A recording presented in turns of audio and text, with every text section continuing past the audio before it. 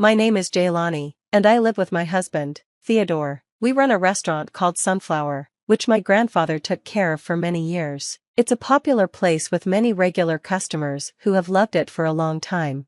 Sadly, my grandfather had cancer but didn't let it stop him from working at Sunflower. Even when he was very sick, he served delicious food and smiled while chatting with the customers. Surrounded by family, he passed away peacefully. He left me, his granddaughter, in charge of the restaurant. Knowing his time was near, he wrote a will with clear instructions about what to do with the restaurant. After my grandfather's passing, I decided to take over Sunflower. Fortunately, the customers kept coming, and the employees continued to work hard. I had watched my grandfather cook all my life, so I felt confident I could make the same tasty dishes. The regulars were happy and told me, "This tastes just like your grandfather's cooking. It feels like he's still here." Sunflower was doing well, just like when my grandfather was alive, and I was more motivated than ever. However, since my grandfather died, my husband began to feel unhappy. He thought a man should own the restaurant and didn't understand why it was in my name. I told him, "I'm his granddaughter, so it belongs to me. We're running it together, so it doesn't really matter." It seemed my husband wanted to be the owner himself and sometimes expressed his frustration, but I was the one who cooked, while he handled the cash register, deliveries, and shopping. I felt that an owner who couldn't cook didn't really fit. I could have been more flexible, but I didn't want to go against my grandfather's wishes. One busy day at the restaurant, my husband's younger brother visited. He hadn't been around for a while and was known to be a bit of a troublemaker. He had left last year to find a job but came back after quitting. My husband was happy to see him, but I found him hard to deal with. In our hometown, I heard that an old man had passed away, and my brother-in-law joked, "So, your wife is running the shop now? That's hilarious." He laughed loudly, not noticing the annoyed looks from the customers. I found it hard to engage with him and decided to ignore his comments since we were family. He then asked if his meal was free, saying, "Since we're family, right?" I reluctantly agreed, and he ate a huge meal, drank beer, and left without paying. That's how unreasonable he was. Our relatives came to the restaurant too, but they always paid. I told my husband, "It's not fair to let only your brother eat for free. Please charge him next time." My husband responded, "It's fine. He doesn't have money. It's okay to give him a break." He seemed to side with his brother. After that, my brother-in-law came to the restaurant regularly and ate without paying every time. I warned my husband, but he wouldn't listen. My insistence made my husband grumpy, and we started to argue more. My brother-in-law began visiting even more often, and each time, he whispered with my husband in the back of the kitchen. I suspected they were talking badly about me. I tried to focus on my cooking while stealing glances at them. One day, my brother-in-law said to my husband, "Can't we make this restaurant yours, bro? The name is in your wife's name, but it's in a good location with many customers. Let's make it your restaurant and keep all the profits. It must be hard being under your wife's thumb." My brother-in-law was trying to take advantage of the problems in our marriage to get my husband on his side. They started plotting something together. The next day was our restaurant's day off, and my husband left early, leaving me alone. Even though it was my day off, I remembered that the kitchen was messy, so I decided to go to the restaurant and spend the day cleaning up. While cleaning, I tried to open the restaurant door and found it unlocked. I thought I must have forgotten to lock it the day before, so I hurried inside. To my surprise, I found my husband and brother-in-law there. "Oh, you're here. I didn't expect to see you both since it's our day off. What are you doing?" I asked. They smirked as if they were hiding something. "Actually, we need to talk," my husband said. "Since you took over the restaurant, you've been acting too proud, and it's bothering us." "I'm not being proud," I replied, feeling frustrated. "Yes, you are," my brother-in-law chimed in. "You're happy because the restaurant is doing well." "What are you trying to say?" I asked, feeling confused. They spoke to me like they were mocking me, which only made me angrier. Then, my husband pulled out some documents and spread them on the table. "I'm sick of your attitude. Let's get a divorce," he said, surprising me with a filled-out divorce application. "Huh? What do you mean?" I stammered, unable to understand what was happening. My first thought was about the restaurant. I knew it would be hard to run it alone after a divorce, especially with only a few employees. "This is too sudden. I don't understand," I exclaimed. "It would be hard for me to keep the restaurant running alone." "We're going to buy this restaurant from you and start fresh," my husband said. "We want you to leave."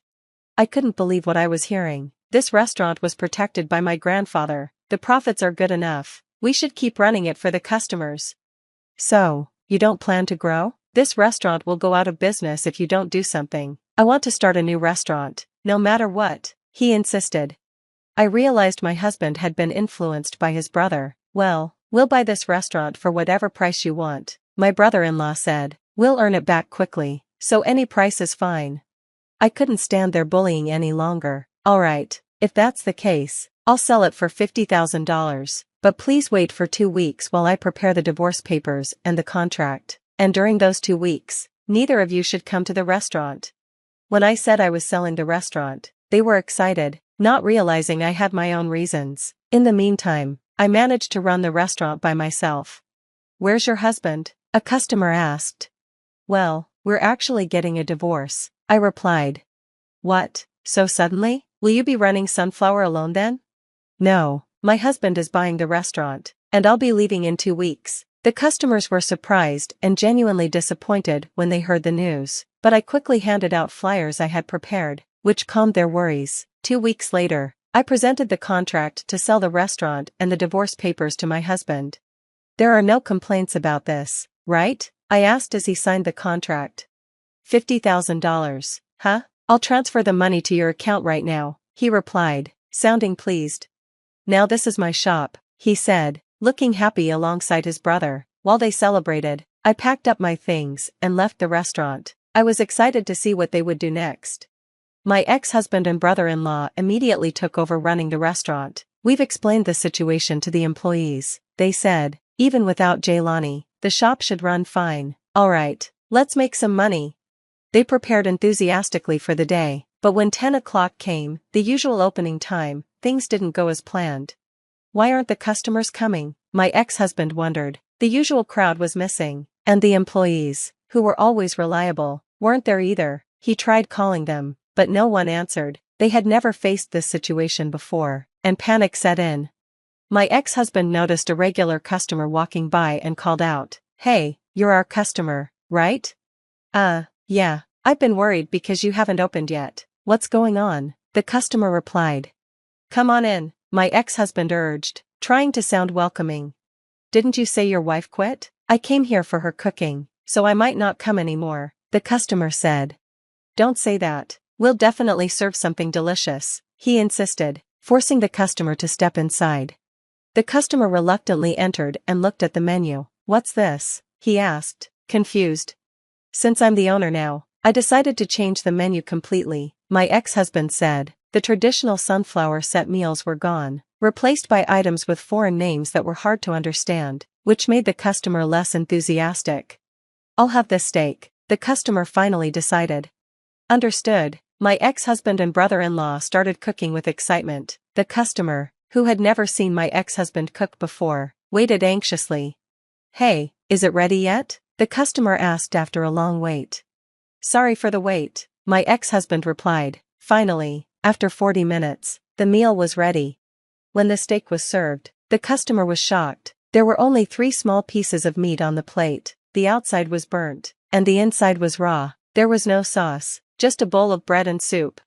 "We used high-quality ingredients," my ex-husband explained, "so we only used salt and pepper for seasoning. We cooked it to bring out the aroma on the outside and enjoy the rare inside."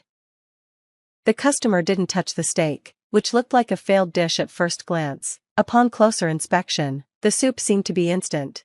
"I'm sorry, but I can't eat this," the unhappy customer said, standing up to leave. My ex-husband was shocked that not a single bite was taken. "Customer, you still have to pay. That will be $30, he demanded. $30? You're joking. I can't pay for this awful meal," the furious customer shouted before storming out of the restaurant. My ex-husband and his brother were stunned by what had just happened. They quickly realized they were in trouble. Neither my ex-husband, who rarely cooked, nor his freeloading brother could run a restaurant successfully. They should have known better, but they were too focused on making money. From that point on, no customers came to Sunflower under their management. Meanwhile, I had started a new restaurant in a different location, called Sunflower 2. The employees from the original Sunflower joined me. This new shop was also inherited from my grandfather. He had worried about the aging Sunflower and had planned to build a new place in a different location. He wanted to announce the new restaurant once it was finished, but he passed away before it was completed. Now, it was entrusted to me. I hadn't told my ex-husband about this new restaurant during the 2 weeks I handed over Sunflower. I promoted Sunflower too, and many regular customers who wanted to eat my food followed me. Thanks to that, the restaurant was busy right from the start. With the $50,000 I received from my ex-husband, I was able to hire a few part-time workers and increase salaries. I began offering my original dishes and created menus for younger people, including baby food for small children. This attracted a lot of attention and brought in more families. While keeping my grandfather's flavors, I was growing the restaurant to fit modern tastes. The daily hustle gave me a sense of fulfillment. Meanwhile, my ex-husband and his brother were struggling at the old Sunflower. They had borrowed a large amount of money to pay me $50,000 and were now receiving demand letters.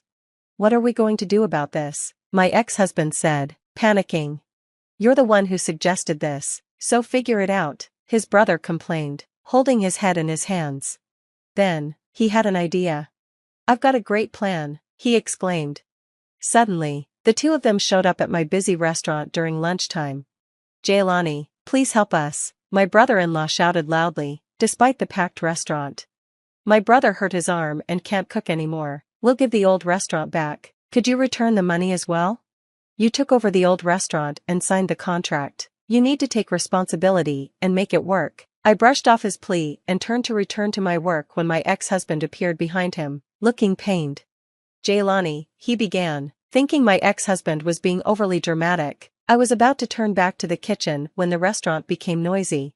"Whoa, what's that? Looks painful. Is he okay?" I heard customers whispering. I turned to see my ex-husband, and I was shocked to see his fist covered in a large bruise. "Are you really injured?" I asked. "That's what I've been saying," he replied. "Then go to the hospital right now," I said, quickly calling a taxi to send him. During my lunch break, I went to the hospital to check on him. When I arrived, he was just coming out, apparently finished with his examination. As I tried to ask what had happened, he and his brother avoided my gaze and hurried off. Their behavior made me suspicious, so I went to the hospital reception.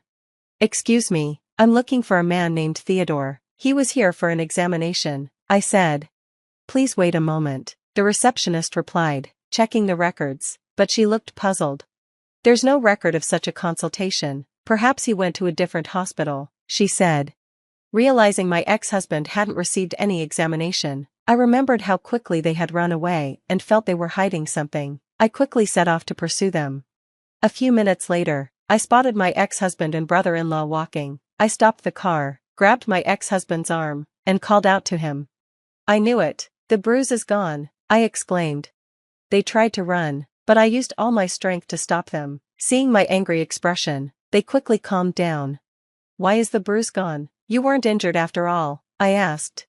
"Running a restaurant is hard," my ex-husband admitted. "Old Sunflower hardly gets any customers, so we can't make money to pay back our debts. That's why I pretended to be injured and said I couldn't continue with the restaurant. I thought I could get some money back."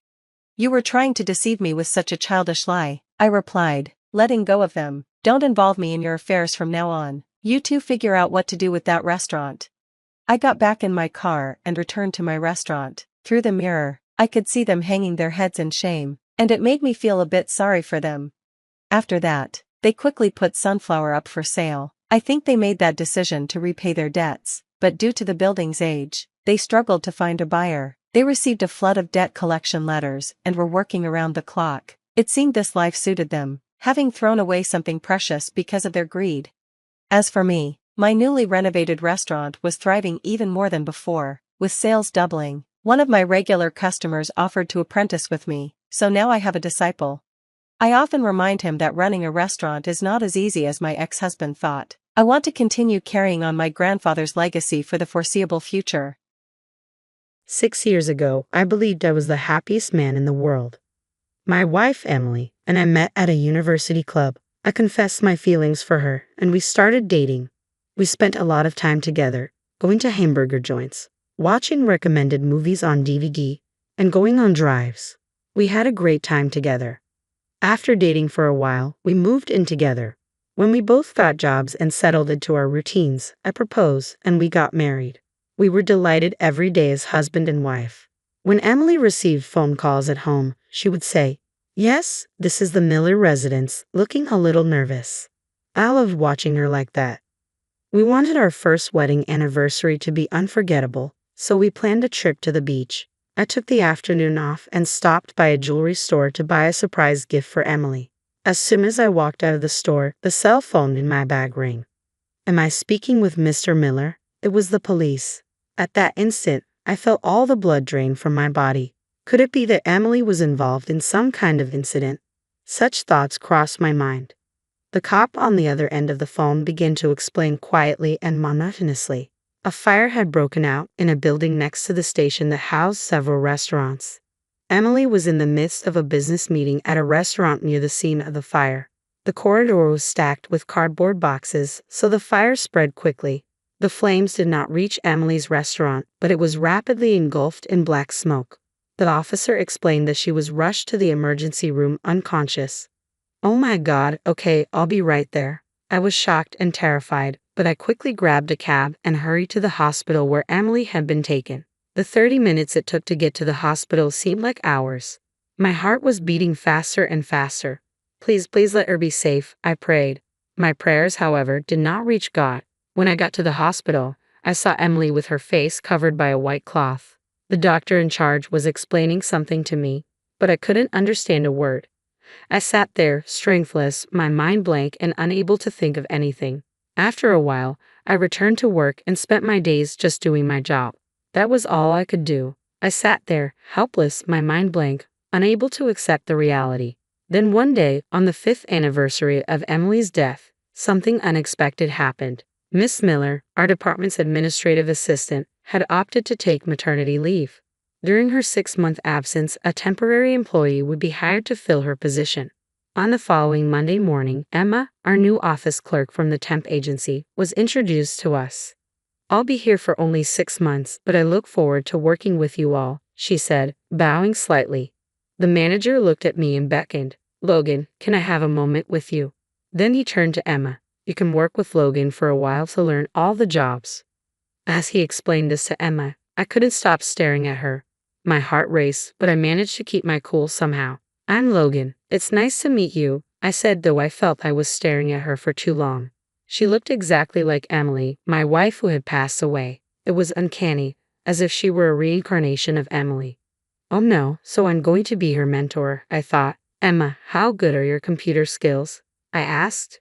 She smiled and replied, "I understand all the basics," looking me firmly in the eye. Emily had the same tendency to smile first when she answered something she was sure of. Later that evening, I saw Emma doing data entry, and our eyes met. I quickly tried to avert my gaze, but she stood up and walked over to me, smiling. "Here you go," she said, offering me candy. "You must be tired from working so hard, Logan. When you feel tired, take some glucose." Her words were eerily familiar. Emily had said something similar to me while I was working on a project at home. It hit me then. I was looking for Emily and Emma. Emma was puzzled by me. "Logan is not a difficult person to approach, but he appears sad at times, or is it my imagination?" she wondered. "When I ask him questions about his work, he is very polite, but when I ask about his family, he almost stops talking. What concerns me the most is that I have never seen Logan smile.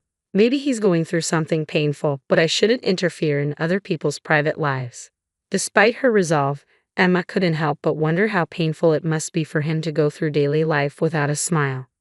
A month later, I arrived at work early to finish documents for the following day's joint presentation by 3 companies. I heard commotion from our department and approached the manager. "Sir, what's going on?" I asked. The manager looked distressed. "A lightning strike last night caused problems with most of the company's computers. The computer on your desk is also affected. It won't even turn on. The contents for the presentation were strictly confidential and couldn't be copied to a USB or any external media." Jesus Christ, I muttered, feeling the weight of the situation. "No matter what, we'll just have to remake the materials today." Our department manager was panicking, but I tried to remain calm as I told him, "Do you have a computer available right now? I'll do everything I can to recreate the materials," I said, determined to tackle the task. Emma arrived at work a little early, so I asked her to assist me in gathering data. Before we knew it, it was already 6 p.m., the end of the workday. I'll take care of the rest, I told Emma, but she smiled and insisted, no, I'll stay here too. There are still some tasks I can do, right? Emma, I don't think I'll be able to finish this before midnight, so you should go home, I replied. Any additional overtime work would breach your contract with the temp agency. Oh, I see, she mumbled. I understand. Then, if you'll excuse me, she walked out after punching the clock. An hour later, she returned. Wait a minute, Emma. I thought you left, I said, surprised. Emma smiled at me and said, it's faster if we do it together. This is volunteer work, so it doesn't count against my temp agency contract, and she stuck her tongue out playfully. But first, let's eat something. They say you can't fight a battle on an empty stomach.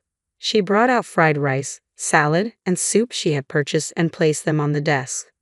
I appreciate it, but you really won't be able to catch the last train. Please go home after you eat, I tried to persuade her. But she was stubborn. She never changed her mind once it was made up. I was amazed by how much she resembled Emily, even in times like this. I saw my wife in her. Does this trans explanation need to include a graph, Logan? She asked. Yes, we must include a graph from a Chilean experiment on the strands of metals, but I'll check it later, I replied. I was thinking of having her work on the domestic data in the meantime. It's okay, I'll do it. I understand Spanish, she said with a smile. Her Spanish skills were impressive. She even discovered a foreign website for metal experiments that I had missed and translated it into English as she proceeded. Finally, at 4 a.m., the document was completed. Thanks to Emma, we finished 3 hours earlier than I had expected. She made me 2 cups of coffee. I'm glad it's done, she said, smiling. Then I decided to ask her something that had been bothering me for a long time. Hey, Emma, this is a picture of my wife. Do you know her by any chance? I showed her a picture of Emily that I had saved on my phone. She appeared shocked for a minute, but her face immediately became sorrowful, and she said with tears in her eyes, I know her. I know her well. So Logan, you were Emily's husband. Yes. Were you close to Emily? Were you 2 friends? We've never met before, have we? I asked. She started talking little by little. Emily and I are cousins, and we grew up together. We spent every day together until I graduated from junior high school. But when my father was transferred overseas, the whole family had to go to Spain. My father was reassigned to return to the headquarters 2 years ago, and the entire family returned together. I couldn't make it to Emily's wedding or funeral. As she spoke, more tears welled up in her eyes. After I came back to America, I wanted to at least visit her grave. I went to the address listed on the card to report our return, but she had already moved away. I'm sorry I didn't realize you went all the way there. I'm very sorry, I said, feeling a wave of guilt. Even though she had been crying, she burst out laughing as I bowed my head. Logan, you're exactly like Emily said you were.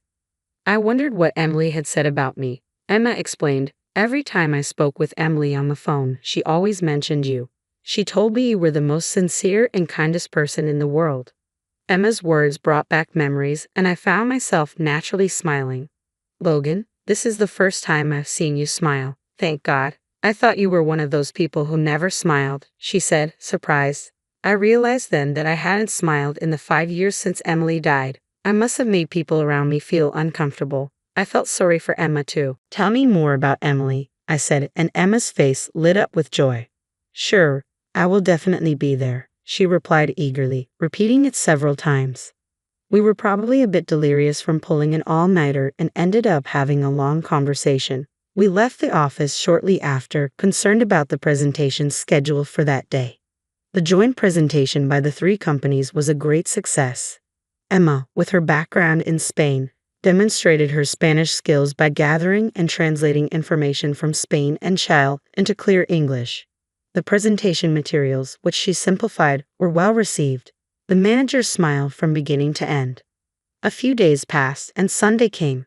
As promised, Emma visited my house. She stared at Emily's picture for more than 20 minutes while I brewed Emily's favorite tea, orange pekoe. She noticed it immediately. This is the tea that Emily and I liked, she said, smiling as she took a sip, perhaps recalling old memories. Then she became solemn and began speaking while looking directly at me. Logan, it's been about a month since I've been with you in the office. Until the other day, when we stayed up all night to prepare the presentation materials, I had never seen you smile happily. I imagine the last 5 years have been difficult and sad. But why don't we end it now? I'm sure Emily was most concerned and heartbroken when your smile vanished. Her words hit me like a hammer. It was as if I had been awakened. I wondered what Emily would say if she saw me devoid of joy, rage, grief, or happiness. She might still be a warrior, unable to reach heaven because she was worrying about me. I'm sorry, that was a bit arrogant of me, Emma said, lowering her head. No, you're right. I can't keep making Emily worry forever. I'm sure you've been worried about me for this past month too. I sincerely apologize, I said. Emma smiled. It's okay. Thank you for understanding. And thank you for letting me see Emily today. She spoke in the same honest and kind tone as Emily, showing care for others. I started to believe that maybe Emily had brought her to our company. After that, Emma often came to my house, bringing gorgeous flowers and tasty treats as gifts to place in front of Emily's picture. We started going out to movies and dinners together. Emma was a bit more strong-willed than Emily, and when she got angry, she would speak in Spanish, but I grew to enjoy it all. Today is the anniversary of Emily's death. Emma and I visited her grave, which I had been visiting alone for the previous 5 years. She polished Emily's grave carefully and lovingly. We placed flowers, candles, and Emily's favorite cheesecake. Emily, I know you've been worried about me since you died. Please accept my apologies. But I have something important to tell you today. I'll be happy with Emma, and every year on the anniversary of your death, I'll come to tell you that we are living happily together. So you don't have to worry anymore, I said. Emma laughed through her tears and spoke to the grave. You know, Emily, Logan is kind of weird, isn't he? I wondered if I had said something strange, but then she added, who proposes to someone in front of a grave? Forget it, Emily, you will be the witness to this proposal. We looked at each other and laughed, then stood side by side and prayed. I'm not going to let you worry about me anymore. I swear we'll be happy, I promise. I felt that Emily was smiling in front of us as I made that promise. We're divorced, and I'll be getting the alimony. You have no say in this, Jack said as he left the hospital room. Wait, I yelled. But Jack didn't hear me. That's how I became single, still battling cancer. Surprisingly, I felt a bit relieved. My love for Jack had already cooled. Jack, who treated me poorly and was always selfish, deserved some kind of punishment. That's when I started planning my revenge. My name is Emma. I'm a housewife in my 50s. I live with my husband, Jack, and we don't have children. I thought we were supporting each other in our marriage, but a deep divide had formed between us. My ideal marriage involved supporting each other through good and bad times, but Jack didn't see it that way. Hey, where's the food? I'm in a hurry, Jack demanded one day when I came home from running errands. Even on his days off, he never helped with the housework. In our 30 years of marriage, Jack never once lent a hand. Even when I was sick, he believed housework was solely my job. When I was ill, Jack still expected me to do everything. He never cared for me. Instead, he would go out drinking with friends, leaving me alone. There was no love or support between us. Tried to bridge the gap in our early days, but Jack never admitted he was wrong. He always dismissed me, saying, "Don't complain, you're just a housewife." My love for Jack had long since faded. I didn't want to rely on him, but I hoped for his support during tough times. When I realized he lacked empathy, the distance between us grew. Eventually, I dreaded facing him. I knew our relationship was beyond repair. Then I fell seriously ill. My father took me to the hospital where I was diagnosed with cancer. Luckily, it was detected early, so there was hope for recovery. I messaged to Jack about my diagnosis and hospitalization, expecting some support. Even though our love had cooled, I still hoped Jack would show some concern. But Jack never visited or responded to my messages. It was clear he didn't care about me at all, despite my illness. This reality was unbearably painful. Was it so wrong to want my husband to care for me when I was struggling? Where did it all go wrong? I never intended to burden Jack. I just wanted him to care for me a little bit. But even that small hope was too much to ask. I decided to stop expecting anything from Jack and focus fiercely on battling my cancer. As expected, the fight was sheer agony. The medication was breaking my body down, and I spent countless nights unable to sleep due to the pain. Several times I considered stopping the treatment and just letting my body give in. Every time, my parents encouraged me, saying it would get better. Their words kept me going even when my will faltered. One day, while I was staring blankly at the ceiling from my bed, the door suddenly swung open. I wasn't expecting my parents, so I wondered who it could be. Here to see Jack. Had he finally come out of concern? Seeing how emaciated and drained I had become, wouldn't he feel some compassion? Numerous thoughts raced through my mind, rendering me speechless. Ignoring my reaction, Jack sat down next to my bed, quietly observed me, and then laughed.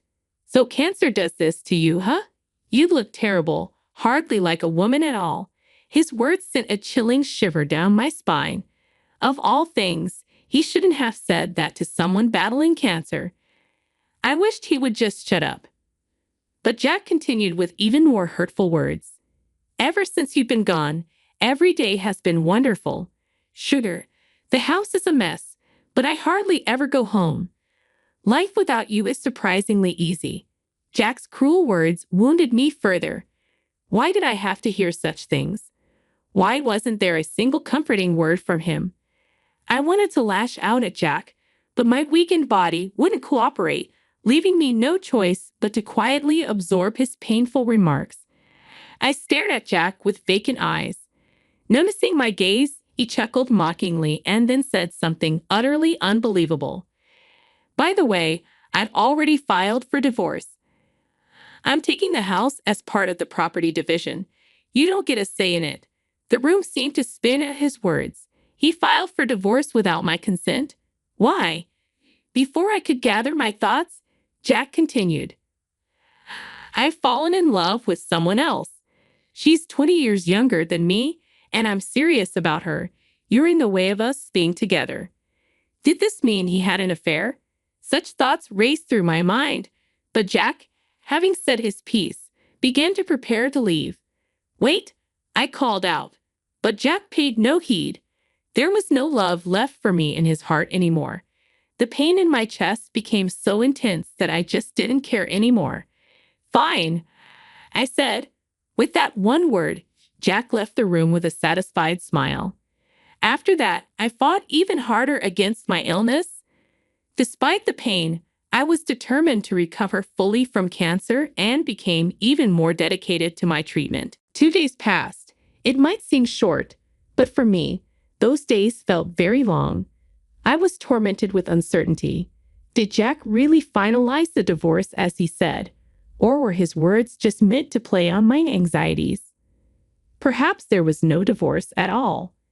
The one thing that kept me going was a secret plan to completely expose Jack. And then once he found out about it, even someone as cold-blooded as Jack would be shaken. I believed that a flustered Jack would surely try to contact me, and sure enough, Jack called me today. I couldn't take the call in my hospital room. I ignored the first hundreds of calls. Jack didn't seem to give up trying to reach me. Despite my phone being on silent mode, the constant vibrations were annoying. So I texted him, "Stop calling. It's annoying." Finally, the calls ceased, but then the messages started pouring in. "Please, I want to talk just once. I'll apologize for everything," and many more. If he couldn't reach me by call, he tried to text. Every single message was clearly out of self-preservation. Perhaps Jack had realized why I had so readily accepted the unilateral divorce. "Can I come see you?" he asked when I didn't respond.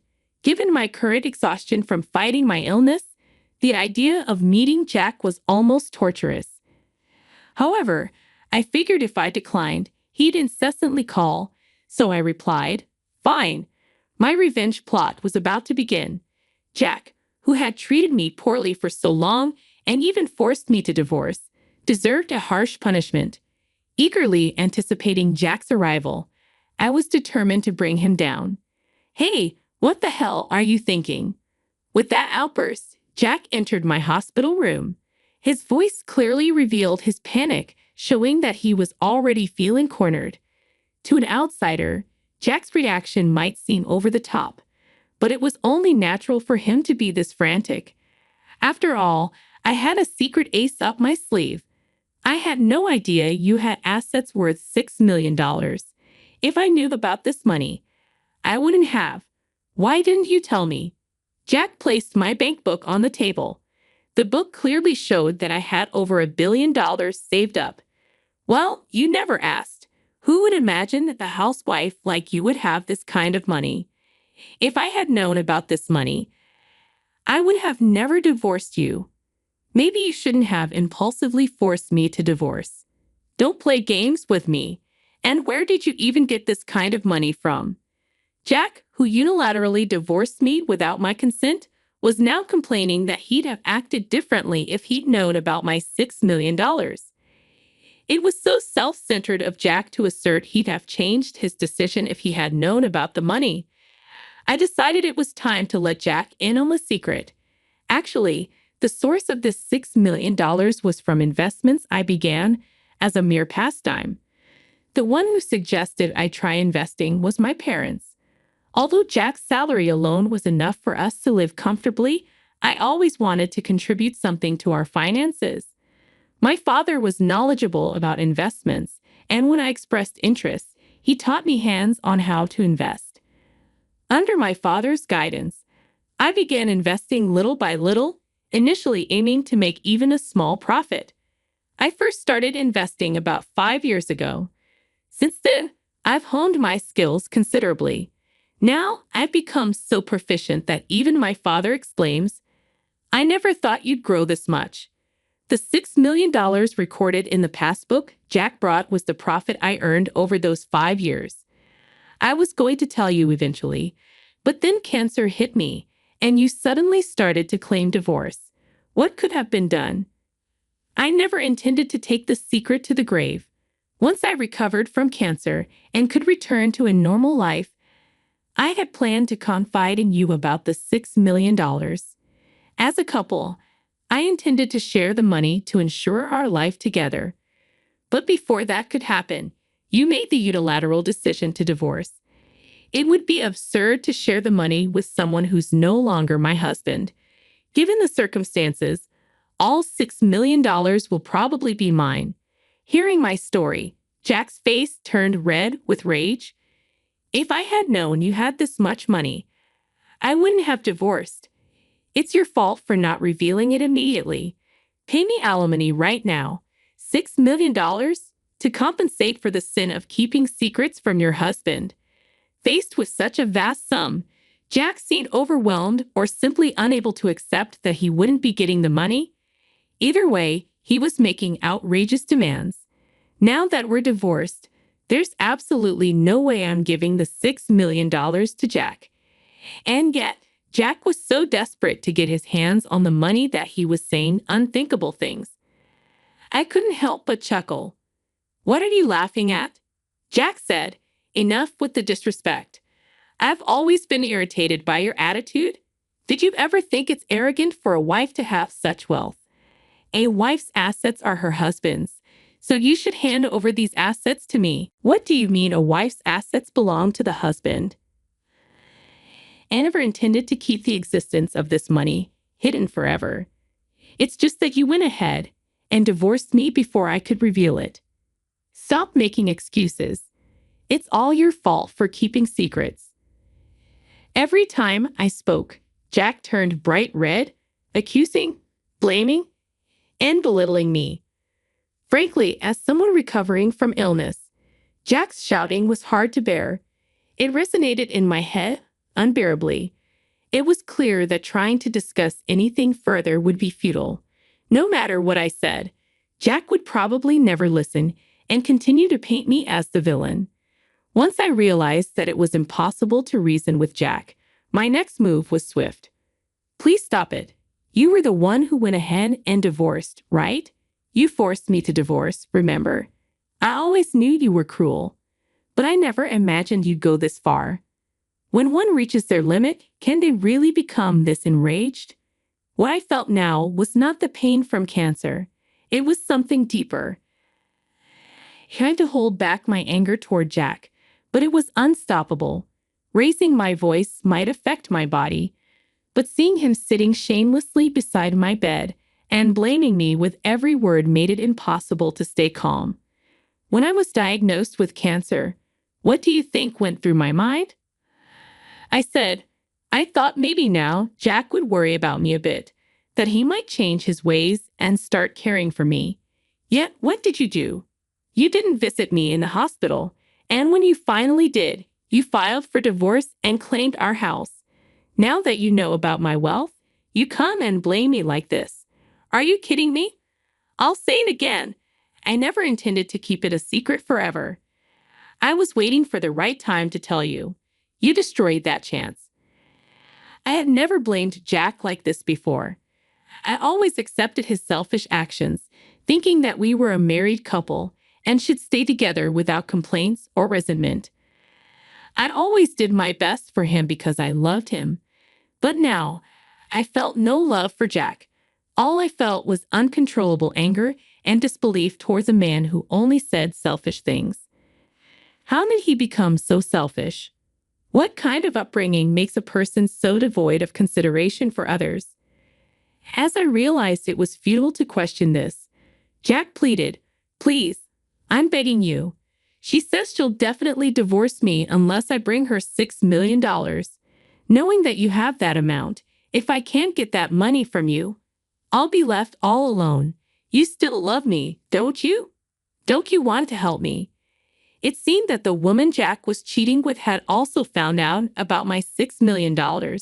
He must have told her. From what Jack said, it appeared that his mistress was just as greedy as he was. Birds of a feather flock together, I suppose. They seemed well suited for each other. Whatever suffering Jack might endure in the future no longer mattered to me, and I was able to completely detach myself from him. I'm really begging you. I'll do anything. Please give me the money. If not, I'm going to be in big trouble. Please help me out, Jack said, kneeling down and begging. I had never seen Jack this desperate before. His state seemed utterly ridiculous to me. At the same time, I felt a mix of disappointment and despair because he never showed such desperation for me. The more we talked, the colder my feelings for Jack became. I realized that continuing the conversation was pointless. The more I interacted with this rotten man, the more certain I became that it would not lead to my happiness. I felt foolish for suffering and struggling for such a selfish man and for expecting him to show up during my illness. Despite my feelings, Jack continued to beg desperately. Listening to his words became the most painful thing for me. Please leave, I said. Don't say things like that, he pleaded, trying to butter me up. Even that was unbearable. I pressed the nurse call button and asked them to remove Jack. The nurse called security, and Jack was escorted out. He kept declaring, You're the only one who can help, until the end, but I completely shut out his words. Even after that, Jack frequently visited the hospital. However, since the nurses were aware of the situation, he was never allowed to enter my room. According to my friends, since Jack couldn't secure the $6 million, the woman he had an affair with proposed a divorce, and now he's single. On the other hand, I continued to bravely fight against my cancer. Recently, I was declared completely healed and was discharged from the hospital. Thanks to overcoming my illness, my body now feels invigorated. The sensation of being healthy again is more precious than anything else. Currently, I'm using a portion of the $6 million I have saved up and leading a relaxed life. To be honest, I'm already 50 and have had enough of marriage. I think I'll probably live out the rest of my life alone. I feel there's nothing wrong with living my life unbound by anyone. Hello to everyone who has come here to read my story. Before I begin, I want to tell you that all the names in this story are fake. I wanted to share my story without the risk of being recognized. I apologize in advance, but there was no other way for me to do this. My name is Blair, and my daughter is Selena. She is the only good thing that came out of my marriage with Jared. I met Jared when I was already doing well in life. My parents had passed away, and I was adjusting to being alone. At that time, I was also in touch with Jared's father, who became an investor in my new business. Jared's father was a great man, but he didn't think much of Jared. Jared was a party animal with no plans to settle down. His father was angry about his irresponsible behavior and wanted him to improve his image. Jared decided to date me to show he could change. Jared was charming, so it was easy to fall in love with him. Surprisingly, he seemed to improve a lot after we got together. He stopped doing drugs and was determined to become a better man. That's one reason why I married him. I genuinely believed he had changed and was ready for family life. Plus, I was hopelessly in love with him. Jared always said, "I'm so glad you came into my life, Blair. You made me a better man. I don't think my parents would have kept supporting me if it wasn't for you. You've worked hard to improve yourself, Jared. I just wanted you to reach your full potential." I would say, "I'm a little sad you decided to stay away from the business. You were good at managing it." "You don't need me anyway," Jared would reply. "I'd rather stay home and take care of our future children. I'd love to pamper you as well." I was foolish enough to believe his fake words. For 15 years, I stayed married to him. We had a beautiful daughter, Selena, early in our marriage. Jared was a stay-at-home husband while I worked hard to give us a good life. I didn't mind that he didn't have a job. I loved him and wanted him to be happy. I believed he was a caring and loving husband and father. I was wrong. My entire marriage was a lie. Everything changed when Jared's father unexpectedly died from a heart attack. I was absolutely devastated, and so was Irene. Jared's father had been like a father to me after I lost my own, so the grief hit me hard too. While we were all mourning his father, Jared was nowhere to be seen. He never visited him in the hospital or even showed up at the funeral. I convinced myself he was dealing with the grief in his own way. However, my naive thinking was shattered when I came home from the funeral and saw him packing. "Jared, why are you packing? Are you going somewhere? Is this why you didn't come to the funeral? Tell me what's the matter." "Well, I am leaving. I don't want to be with you anymore. I've already rented an apartment and I will live there until I get my hands on the inheritance." "What? But why, Jared? Why are you leaving me? This is insane. Don't act so clueless and hopeless all the time, Blair. I'm tired of you. All these years I put up with your lousy personality and ugly face because you were supporting me financially. Now that my dad is gone, I won't have to depend on you to have a good life." "Jared, what is wrong with you? Did you just marry me for money? You loved me and I loved you. Now, suddenly you want to leave me for money? It can't be the reason. It's impossible. You've always been a naive woman, Blair. I hate women like you who act so good to everyone. It makes my skin crawl. If only my dad had signed over the company to me, I wouldn't have had to be with you. Good thing he's dead, and I don't want to live with a loser wife like you." "What are you saying, Jared?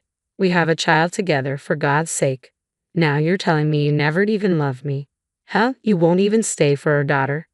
"I don't want any kind of connection to you anymore, Blair, and no, I won't stay for Selena. She can come stay with me sometimes and I can be the fun parent. She's old enough not to need parental guidance all the time. Don't try to trap me again, Blair. I won't stay in this horrible marriage even for a moment longer. You've held me back for too long. It's time I go and live my best life." I can't even describe what I was feeling at that moment. My idol and mentor were gone, and my own husband decided to abandon me. I'm ashamed to say that I begged and pleaded for that gold digger to stay in my life. I desperately wanted to save my marriage and didn't want my daughter to grow up in a broken home. I also desperately needed his support. However, I couldn't stop him. Jared cleaned out our joint account and transferred the money to his own account. Selena couldn't understand why her father left so suddenly. She wanted answers and went to his new apartment. I went with her because I couldn't leave her alone in her hysterical state. What we saw when we entered the apartment shook us to the core. Jared was back on drugs. There were alcohol and drugs laid out on the table, and he was casually making out with an unknown woman. Selena screamed and demanded answers from her father. "Dad, what is wrong with you? How could you do this to Mom and me? Don't you have any conscience?" "Don't be dramatic, Selena. What I do with my personal life is none of your business. Besides, your mother and I are getting a divorce anyway.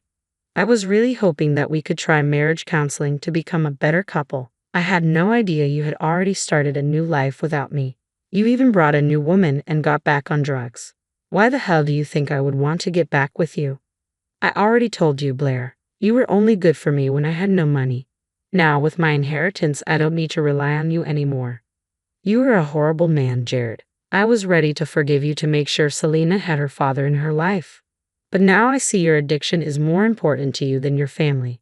I'm tired of acting like a family man. This is not me. I had to do this to get back into my father's good graces. You can take care of Selena by yourself. You've been doing that anyway. It's not like you need child support or anything. She will just spoil my lifestyle at this point. Hearing that, Selena began to cry loudly. I was shocked and wanted to cry too, but I didn't want to upset my daughter even more.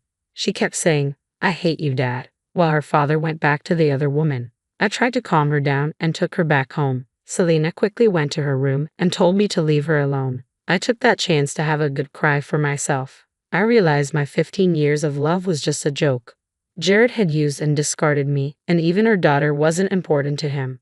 At that moment, rage boiled in my veins. I wanted revenge, and I knew who to call for help. I called Irene and asked her to come over. When she arrived, I said, "Irene, I went to see Jared today." Selena had been crying for him and didn't listen to me. I thought maybe seeing his daughter would make him rethink his decision. Did it work, Blair? Did he at least promise to look after Selena? Irene, Jared wants nothing to do with his daughter. I don't know how to tell you the whole truth. It's breaking me. Blair, you don't have to hide anything from me. Just tell me what happened. I told Irene everything that happened at Jared's new apartment. Irene was quiet at first, but when I finished, she was seething with rage. I always knew Jared was a good-for-nothing man. All these years, I thought he loved you and had left his past behind. He was truly showing some improvement. Today, he has shown us what a horrible human he has become. He's all set to have a luxurious and carefree life with his inheritance. That's all I was good for, a money machine for him. Selena was just his proof that he had changed. Everything was a lie. He took advantage of me and has now discarded our daughter. The inheritance he's supposed to receive is a big one, Blair. He knew that. He's been planning this for a while. I noticed how little he visited his father when he was dying. That's all I needed to know. I was hoping I was wrong. You were right, Irene. He fooled us into thinking he had changed. Once he smelled free money, he was gone like the wind. He had no regard for his family. I don't want him to be in a loveless marriage, but he should have thought about Selena. She is his child. She is devastated. Irene was quiet again for some time. Meanwhile, I was crying my eyes out. I was pretty sure Selena was doing the same thing in the next room. My heart was breaking for my poor daughter, but our tears were not in vain. Irene became Our Lady Justice. She looked really angry and said, "Don't cry, Blair. Jared is not worth the tears you shed. He has truly proved himself to be a disgusting human, but he doesn't know what I plan to do with him." What are you planning, Irene? There's no use trying to scream some sense into him. He's not a child and is far gone from being a sane man. No, Blair, I don't plan to scold him. I plan to destroy his hopes and dreams. That inheritance he's so obsessed with, he won't get it. I'll make sure of it. I was surprised to hear what Irene was saying. Yes, I knew she would help me out, but I had no idea what she was about to do for me. She gave me immense power, and I knew exactly what to do with it. For the first time in my life, I had a burning sense of revenge. I saw that reflected in Irene as well. A month later, Jared called Irene and asked to meet with her. Irene instructed him to come to my house. We sent Selena away to her friend's house since I didn't want her to witness the drama. She didn't want to see her father anyway, so she left quickly. Irene and I were ready to face Jared. I knew I had her support and felt thrilled to finally have the upper hand. Jared was going to pay. As soon as he arrived, Jared said, "Mom, I want to talk about my inheritance. Is it necessary to have Blair in this room as well?" "I know why you're here, Jared." "Yes, Blair must be in the room. Go ahead and tell me what you want to know." "It's been a month since Dad died, Mom. I still haven't seen a cent of my inheritance. No lawyer has contacted me so far. Why is it taking so long?" "Inheritance matters take time, Jared. But I'm not sure why you've been expecting a call from the lawyer. You've already received your inheritance." Jared looked at Irene and me in disbelief. He went quiet and looked confused for a minute. After being super confused about the news, he said, What are you even talking about? All I received in the last month was $1,000, and that has been spent a long time ago. Well, that was your inheritance, Jared. I don't know why you were so confused about it. Mom, what are you saying? That can't be my inheritance. I was supposed to receive half of the company. I know Dad owned a 70% share of the company along with Blair. I should be getting my part from that. Who the hell told you this, Jared? Has your father ever told you that he would hand over his shares to you?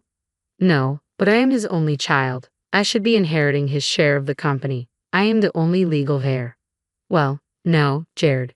Your father willed all his assets to me. I am now the sole owner of all his assets. He only left you $1,000 in the will. You can read the will and find out for yourself. And as for the company, I have someone managing it for me. I've given this person the power to sign over all the shares to you. What? You gave someone else the power to sign over my inheritance? Who is this person, Mom? Tell me whose signature I need to get my inheritance. This was the moment I had been waiting for. Irene looked at me and smiled. I smiled back as she squeezed my hand. Then I handed Jared the papers I had been holding on to. He took them and read through them. I watched his eyes go wide and his skin turn pale. By the time he finished the last page, he was shaking. He realized he needed my signature to get his inheritance. Mom, it says you gave Blair the power to sign over my shares.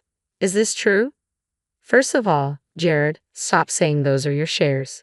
They belong to Irene and only to her. I'm merely handling them on her behalf. And yes, she gave me the power to sign them over to you. You heard the lady, Jared. I'm pretty sure you read the papers and confirmed it too. You still have a chance to get the inheritance you were dying for, but you will need Blair's signature for it. But Mom, why did you do this to me? Irene, already mad, looked even scarier at this point. Jared cowered a little under her fierce gaze. I was just relieved I wasn't the target of her anger. Irene absolutely tore into Jared. How dare you ask me that question? For years, your father and Blair worked hard to make this company successful. All you ever did was mooch off them. Now that your father is dead, you discarded your whole family so you could do drugs and sleep with random women. You still have the audacity to ask why I did this. Mom, just because you like Blair more than me doesn't mean you can play favorites. I don't want to be with her anymore. She has no right to dictate whether I should get my inheritance. I'm the one who worked alongside your father to establish the company. Your father only brought you back into his life because of me. You admitted that yourself. You've done nothing to deserve the company. You played with your father's emotions and deceived him. Look, what happened is in the past. Our marital problems shouldn't let you take away my inheritance. This is a different matter. You should sign over my shares right now. That is the right thing to do. You are deluded, Jared. Our marital problems are definitely related to your inheritance. You were the one who linked marriage with money when you fooled me into thinking you loved me. You were the one who threw away our life and our daughter for money. You have no morals and no right to teach me what's right. I don't care about you or your morals. I want my inheritance. You will sign it over to me right now. Jared went on and on about how he deserved the inheritance after putting up with me for 15 years. He insulted his late father and his mom while she was present. I guess the anger got to his head as usual, and maybe the drugs and alcohol he had been taking had impaired what little sense he had. His words angered both me and Irene. She slammed her hand on the coffee table and said, "You want to know the right thing to do? The right thing to do would be to sign over the shares to Selena since you have already abandoned her. Blair, I'll give you full power to handle the shares in Selena's name until she is ready to take over. Do not give anything to Jared. If that's what you want, Irene, I will follow. Jared has lost his right to the inheritance anyway. His father never wanted him to inherit any of his assets. Now I can see why. This is ridiculous. You can't keep me away from my inheritance. I will sue you too. I will ruin your lives. Give me my inheritance now." Jared started to scream and throw tantrums at us. In the end, he got so bad that we called the police on him. We also informed them that he had been taking drugs and might be under the influence. The cops took him away, and he was acting that crazy. Later, the police ran tests on Jared and found illegal drugs in his system, leading to his imprisonment. The next day, Jared must have sobered up and realized how deep in trouble he was. He called me and said, "The police have put me in prison. Please come and bail me out." Mom hung up on me when she realized I was calling her. "You are the only one who can help me." There is no way in hell I'm bailing you out. You deserve to be in prison, Jared. These are the consequences of your own actions. I'm your child's father, Blair. Think about Selena. She must be devastated to have her father in jail. Trust me, Jared. She cares nothing about you anymore, just like you care nothing about her. She wants you to suffer for what you've done. And don't even think about contacting her again. She doesn't want to see you. I've already signed the divorce papers and filed for sole custody. Seeing that you have been doing drugs, the judge won't have any problem granting my wish. Jared kept crying and begging me to help him out. He even had the nerve to mention the inheritance again, asking me to sign it over to him to give him money for bail and a lawyer. I simply hung up on him and didn't take his calls again. Months passed and Jared was forced to sign the divorce papers. He is currently in prison because he has no money. Whatever he had saved in his life was already spent in his 1 month of luxury after he left me. Selena and I are doing much better now. She's been seeing a therapist, and so Irene has been a pillar of support to us as well. We are also helping her as she grieves her husband in peace. She has decided to disinherit Jared and sign over everything to Selena. I will take care of it until Selena becomes experienced enough to handle it herself. Hello, I'm Angela. I've just managed to escape the most toxic situation I've ever been in. I'm still dealing with all the emotions, so please excuse me if this story gets a bit long. My story starts with meeting my then husband, Harry.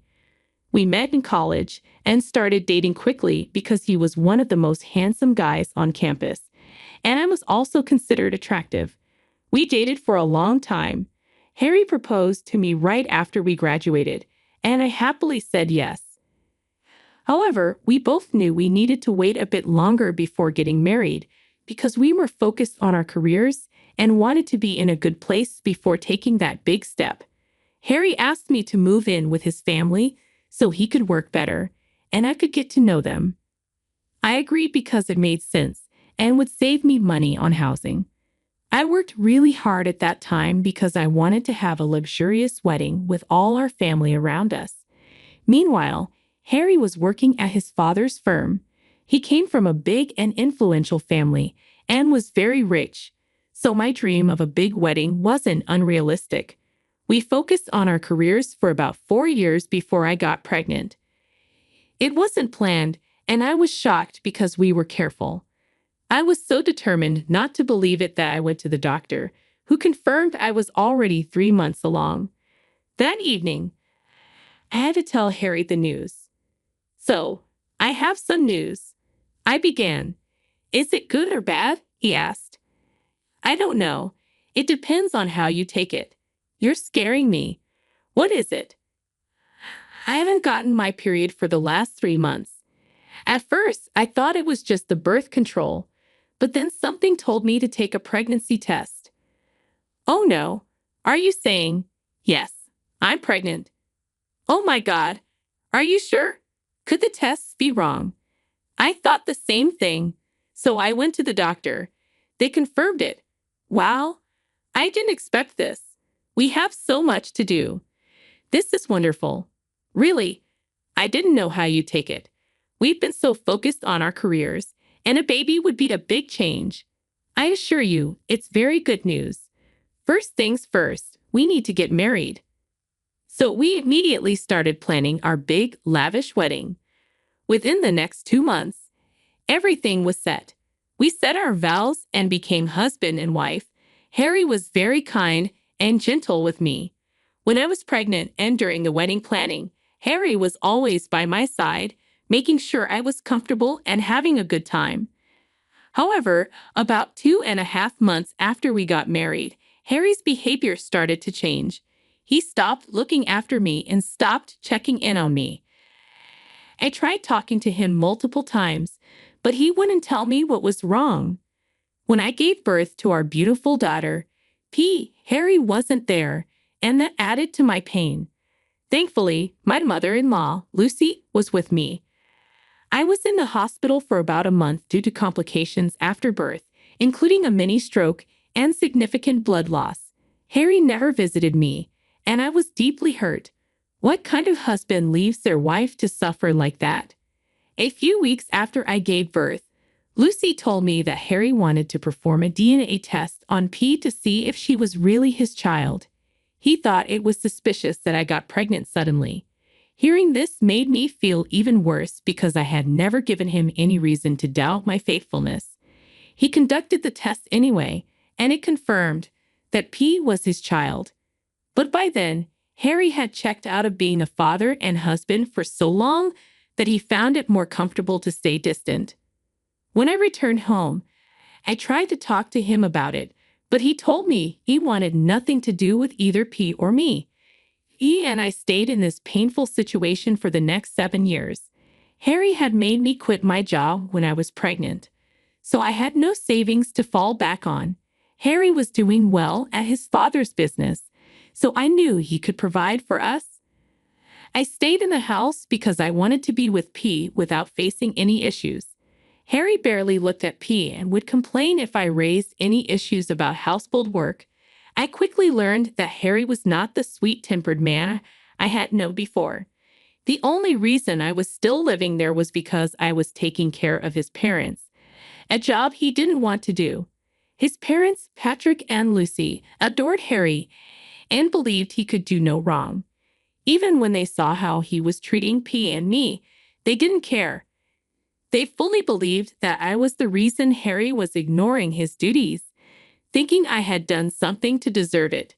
At first, I was really hurt by this, but I learned to let go. Patrick and Lucy had many health issues. Patrick was diabetic, and Lucy was on heavy medication for her heart issues. They needed a lot of care and attention, so I took over as their primary caregiver. Harry and his brother Mike were always busy with work, so they couldn't look after their parents. I suggested hiring someone to help, but Harry refused. Ever since Harry took over the household expenses, he made everyone's lives miserable. He wouldn't spend a cent unless it was absolutely necessary. We ate a lot of canned and microwave foods, and I started taking P out to salad houses just so she could get some nutritious food. One time, P got very sick with a high fever that wouldn't go down. I began to panic when she showed no signs of improvement and begged Harry to take her to the hospital. "Pet is sick. We need to take her to the hospital," I pleaded. "It's just a fever. Just put a wet cloth on her head and call it a day," Harry replied. "Harry, she's been sick for a week and hasn't improved. She's barely eating, and I know something is really wrong. Just let her heal on her own. If you pamper her, her body won't learn how to fight off sickness by itself. She's your daughter, Harry. Don't you have even the slightest bit of sympathy?" "Not really." "Does my panicking and crying at least make you feel a little bad?" "I'm literally just begging you to give me some money to take her to the hospital." "Do you even know how expensive hospitals are?" "That's right, you don't. You don't earn a cent and you're just freeloading off of us. And you have the nerve to ask me for money to fund your expenses. And whose fault is it that I'm not working? You forced me to quit after I gave birth. The least you can do is take some responsibility." After P was born, I realized how much I detest domestic living and wanted to rid myself of you too. But you stuck to me like glue and refused to leave. If it were up to me, I would have thrown you out a long time ago. Forget it. I don't even know why I bother with you. I walked away from him with tears in my eyes, heading towards P's room. I bumped into Mike, and he looked worried when he saw me crying. I quickly explained my situation to him, and he looked alarmed. He asked me to grab Petal and meet him in his car. I did just that, and as we were leaving, Harry ran after us, yelling about disobeying him and sabotaging our family expenses. Mike told him to stop being a heartless jerk and let the child get the treatment she needed. Before Harry could reply, Mike drove away. My heart was pounding with fear for Petal. If Mike hadn't helped me, I would have asked a friend to lend me money, and I would have had to pay them back eventually. I was really grateful to Mike, who, unlike his brother, actually had a heart. When we got Petal into the ER, they conducted a lot of tests and found that she had a severe case of hyperpyrexia, which is just a fancy way of saying a really high fever caused by another issue. Since Petal was a child, Her larger arteries were inflamed, making the fever even worse. She had to stay in the hospital for a few days so they could monitor her and bring her temperature down. Every one of those days, Harry called to tell me how selfish I was for taking Petal to the hospital after he had told me not to. The first day, I explained the situation, but he didn't care. After that, I stopped listening to his calls. Mike, on the other hand, was a godsend. He visited the hospital every day and stayed with Petal for a few hours so I could take a shower and eat a proper meal. He also brought many of Petal's toys, which made her really happy. Seeing her smile and laugh after days of suffering made me feel better about our situation. After Petal was discharged, Mike began making an effort to improve our lives. Before, he had always minded his own business, figuring we were Harry's responsibility. He treated us with respect but never checked to see how we were living. I remember when he took Petal and me to the park one day. We watched Petal play while we ate ice cream. He seemed lost in thought and a little sad, so I asked him what was wrong. "Why do you look so lost in thought?" "Oh, it's nothing. Come on, you helped me out when I needed it most. Let me be a shoulder to lean on for you." "Well, I was just wondering how my brother could possibly let the both of you go so easily." "Yeah, it was hard for me to grapple with too. In fact, I still struggle with it. There have been so many moments when I just look at him and expect him to go back to being who he was when we first met. It takes a special kind of heartlessness to abandon your own child when she still lives in your house. I just learned to be grateful he hasn't kicked us out. Who would hire someone who hasn't worked for the last 7 years? I haven't even kept up with all the changes in my field. Why don't you try to find a job, even if it isn't in your field? Earning some money is better than earning none. You have no idea how badly I want to earn my own way, but I don't have time to work." "What do you mean? You could work during the hours P is in school, and if needed, I can help you enroll her in daycare after school." "You really are an angel, aren't you?" "While I appreciate the offer, I can't take you up on it. Even if I'm not taking care of Petal, I'm taking care of your parents. Between that and cooking everyone's meals and cleaning the house, I have no time for anything else." "Oh man, I completely forgot about everything else you've been doing for us. I'm so sorry I've turned a blind eye for so long. I promise I'll help you out and make your days easier. I'll even help set you up with a job." I was surprised by how apologetic Mike was. In those months, I had learned to live as if I were invisible, so getting recognized for all my work made me really happy. After that, Mike began helping a lot. He did household chores and helped his parents whenever he was free, allowing them to spend more time as a family. Mike also got me a desk job at one of his friends' companies. It wasn't a lot of money, but it was more than enough for me to save up and move out in a few months. Harry was not happy that Mike was helping me out. Mike was spending family money on people who didn't deserve it. The first time this happened, Mike lost it to Harry. They got into a heated argument that almost turned physical, but I stepped in to stop it. After a while, Mike learned to ignore Harry's repeated comments. And if I was ever alone with Harry, he would unleash his anger on me, so I made sure to stay out of his way. I needed time to save up enough money for a deposit on an apartment. One day, while walking past Harry's room on my way to visit Patrick and Lucy, I heard Harry yelling. Curiosity got the better of me, and I peeked through the crack in the door. I watched Harry punch his pillow in frustration, then sit still on his bed, looking like he was going insane. Suddenly, he jumped up, fumbled around in his pockets, and pulled out his phone. He started talking about how Mike's team was pulling in most of the revenue and how this team wanted to work with Mike. He complained about the decline in work ethic in the office because of Mike. Both of them managed their own teams differently. Harry was authoritarian and strict, overworking his team, while Mike was more relaxed, treating his team with respect and listening to them. It was clear why Mike's team was more productive, but Harry hated him for it. He also complained about how Mike was changing things in the house and how he was beyond angry with him. Harry began to tell the person on the phone about his plan to sabotage Mike and everyone else living in the house because none of us respected him. I couldn't believe what I was hearing. Although I decided to chalk his words up to anger, I figured he wouldn't have the time or capacity to follow through. I made sure to keep an eye on him over the next week. Then one day, Harry brought one of his friends over. They sat in his room, discussing Harry's plan to sabotage Mike. "Look, Caleb, I'm just tired of Mike and his shenanigans."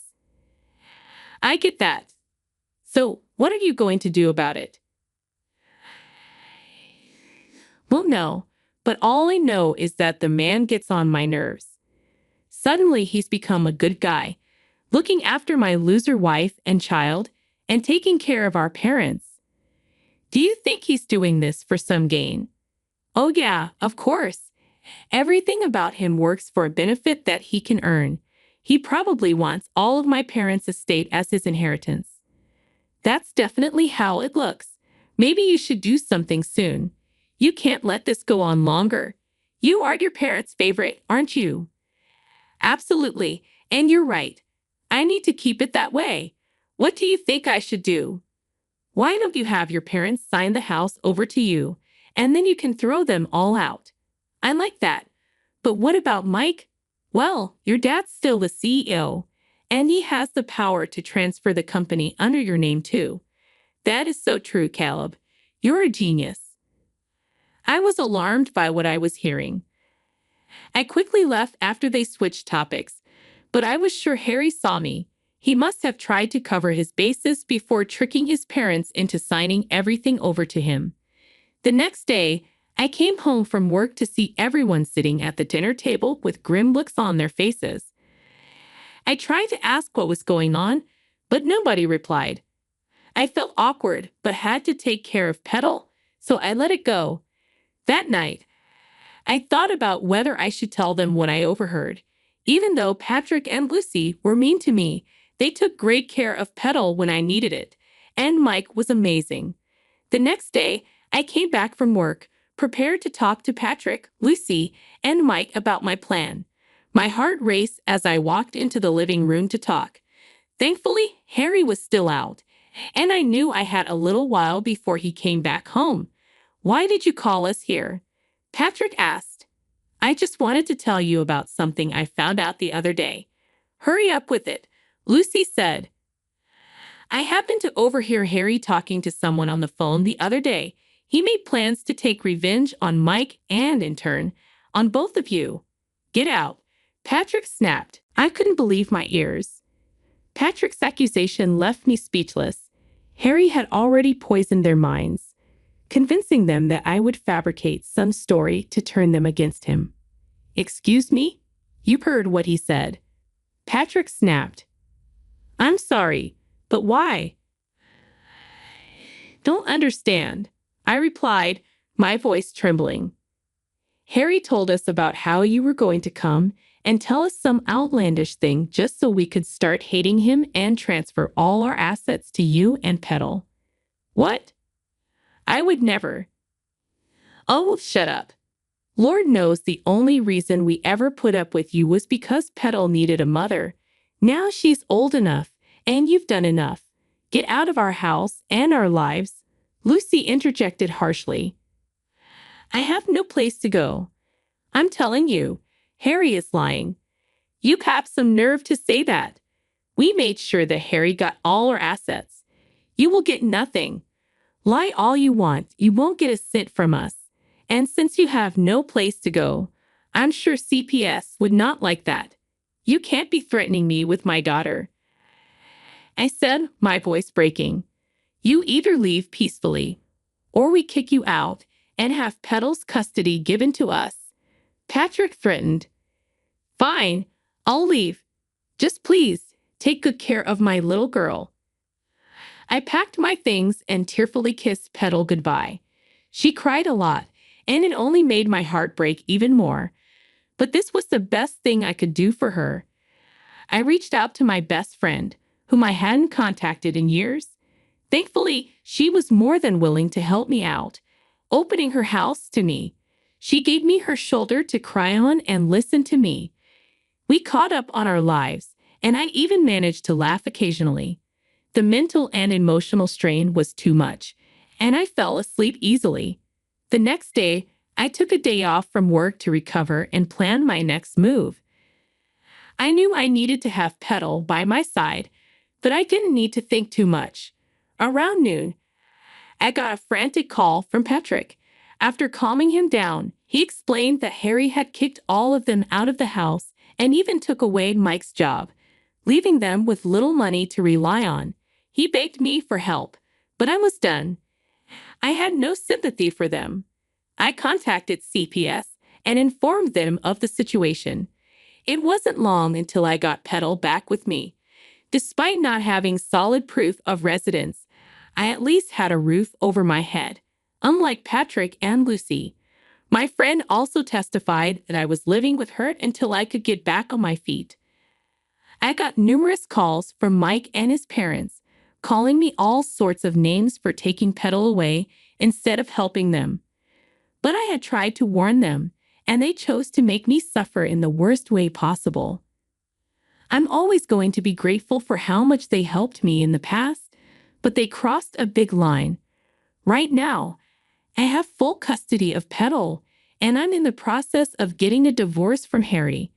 My best friend helped me find a good job, and life is finally beginning to look up. Hello, I'm Taylor, and I'm 29 years old. My life has been a series of challenges, but despite the hardships, I wouldn't change a thing because they've shaped who I am today. To truly understand my journey, we need to start from the beginning. I was born and raised in the small town of Fairfield, Iowa. Growing up, it was just my mom and me. My dad struggled with alcoholism, and from what my mom has told me, he lacked stability as an adult. I don't remember much about him because he left when I was only 3 years old, and he has never been part of my life since. After he left, my mom's life took a downward turn, and she struggled to cope. Occasionally, we received financial help from my grandparents, which was a great relief. To support us, my mom took on multiple shifts at a diner owned by Richard and Eleanor Evans. I went to school with their son, Ethan, who would later become my ex-husband. Initially, we didn't get along, but as we grew older, we developed a special connection and became close friends. We started dating when I was 16. Eleanor never seemed to approve of our relationship and began to distance herself from my mother. The Evans family wasn't very wealthy either. Although the diner was decent, it didn't perform exceptionally well. Ethan often confided in me about his parents' late-night arguments over the business struggles.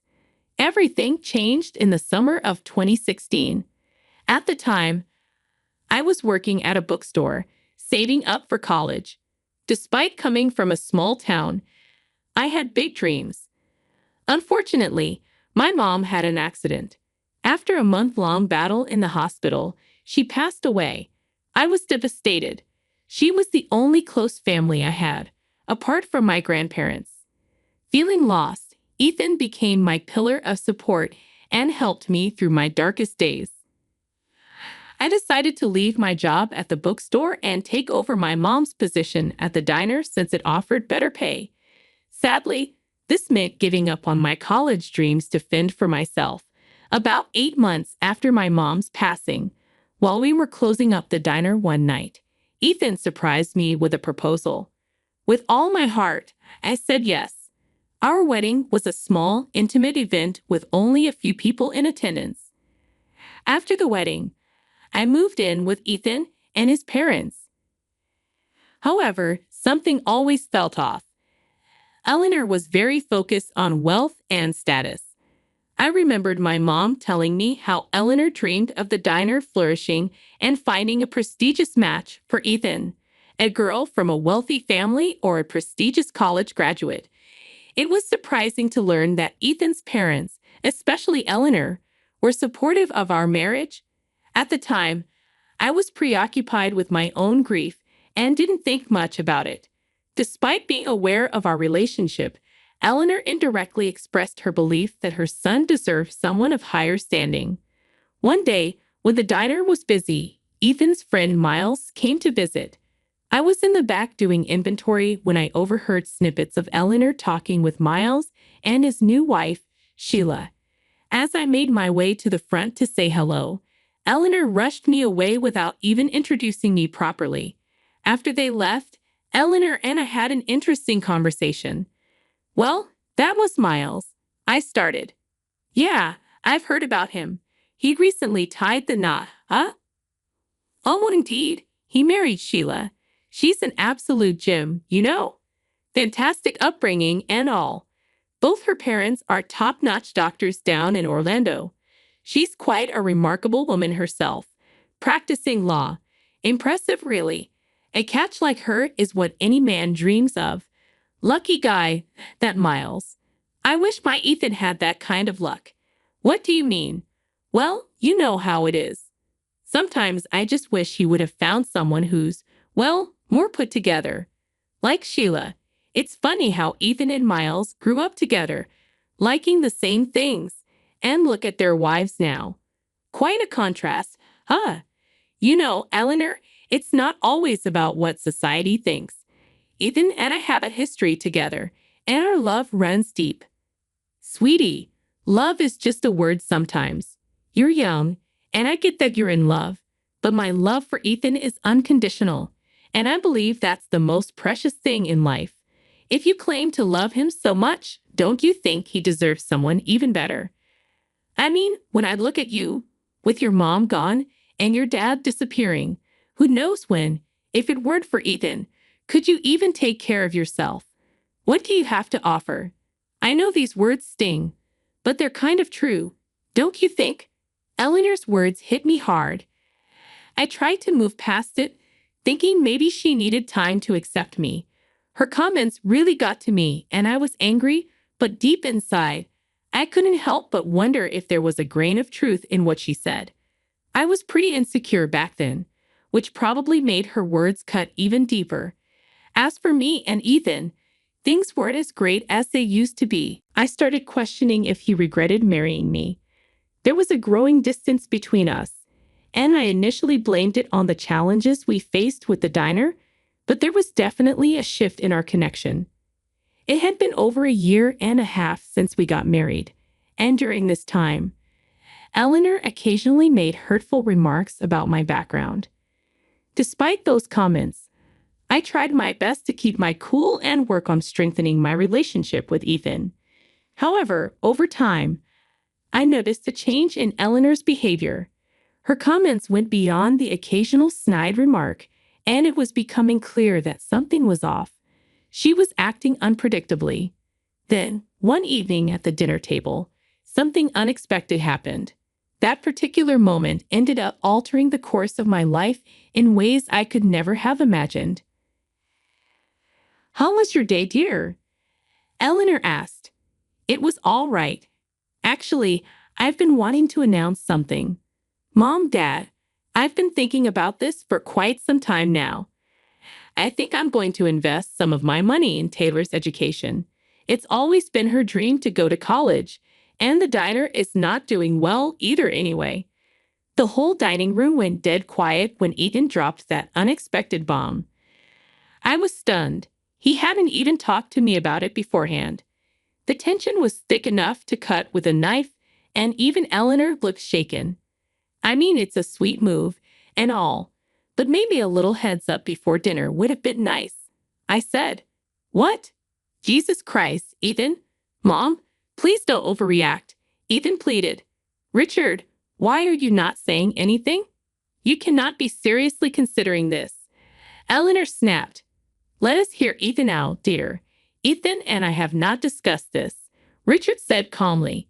"Ethan, I think it might be a good call if we chat about this one-on-one first," I suggested. "No, you stop. You do not get to have a say in this. We took your mother in at the diner out of pity. Your alcoholic dad abandoned you. She was a single woman with an 8-year-old, with no one to look out for her. You and your mother were nothing more than a sympathy project. We generously offered her a place in our diner for so long, and now you have managed to find your way into our house. Eleanor fumed. My son deserves someone better than you. Eleanor spat, her words cutting through the air. Someone from a well-off family. He should be living a suburban life of luxury and sophistication. But instead, you were with him, living under our roof and leeching off my son's success. Honey, please hear me out. Do not leave, Ethan pleaded as I started to get up. I'm sorry, but I've had enough, I said, my voice breaking. After enduring Eleanor's brutal remarks, I could no longer hold back the tears. Trying to maintain my composure, I excused myself from the dining table and fled into the kitchen for some space. I hovered near the kitchen door, hoping to catch snippets of the conversation at the table.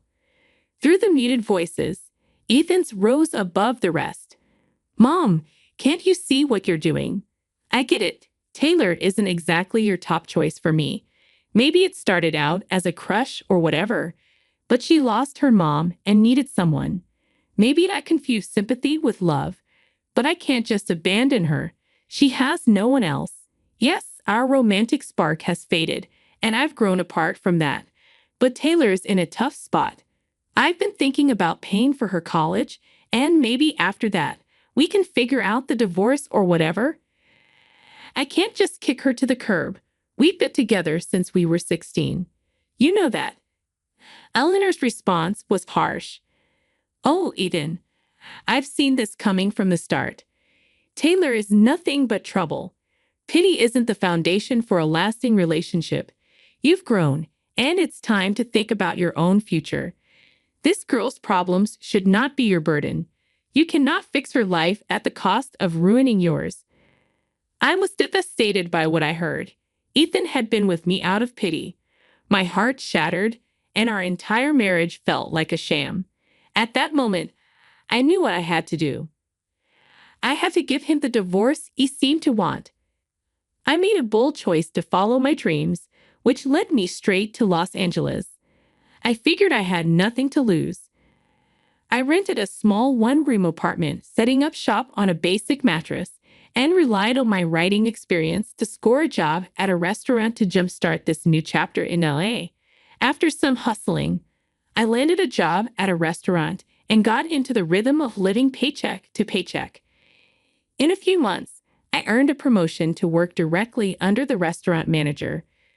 Life started to improve. I wasn't just scraping by anymore. My hard work and skills were earning recognition. I eventually dove into the world of high-end hotel management, working at places that rolled out the red carpet for A-listers. As my career grew, so did my lifestyle. I traded my simple apartment for a lavish house. After the heartbreak with Ethan, I had lost all hope in love. But then Harry walked into my life. We met at my friend Alice's extravagant birthday party on a yacht. Harry had a magnetism about him and made me feel comfortable right away. He treated me with genuine respect, making me feel like a legitimate part of his world. He was a big shot in the LA finance scene, and his family was incredibly wealthy, with his dad, Mr. Johnson, being a billionaire. Fast forward to our wedding day. We tied the knot at a stunning vineyard in Los Angeles. Just last month, we celebrated our first anniversary. I'd be lying if I said I didn't think about Ethan and his family during this time. While I was hustling to make a name for myself, Eleanor's words still echoed in my mind. Had this constant urge to prove to her that I could be successful on my own terms and that it was her son who let me down. Life indeed surprises us in countless ways, and it certainly did surprise me last weekend when my father-in-law hosted a soiree at their sprawling mansion in Bel Air. As I mingled at the party, my gaze locked onto someone across the room, and my heart went into overdrive.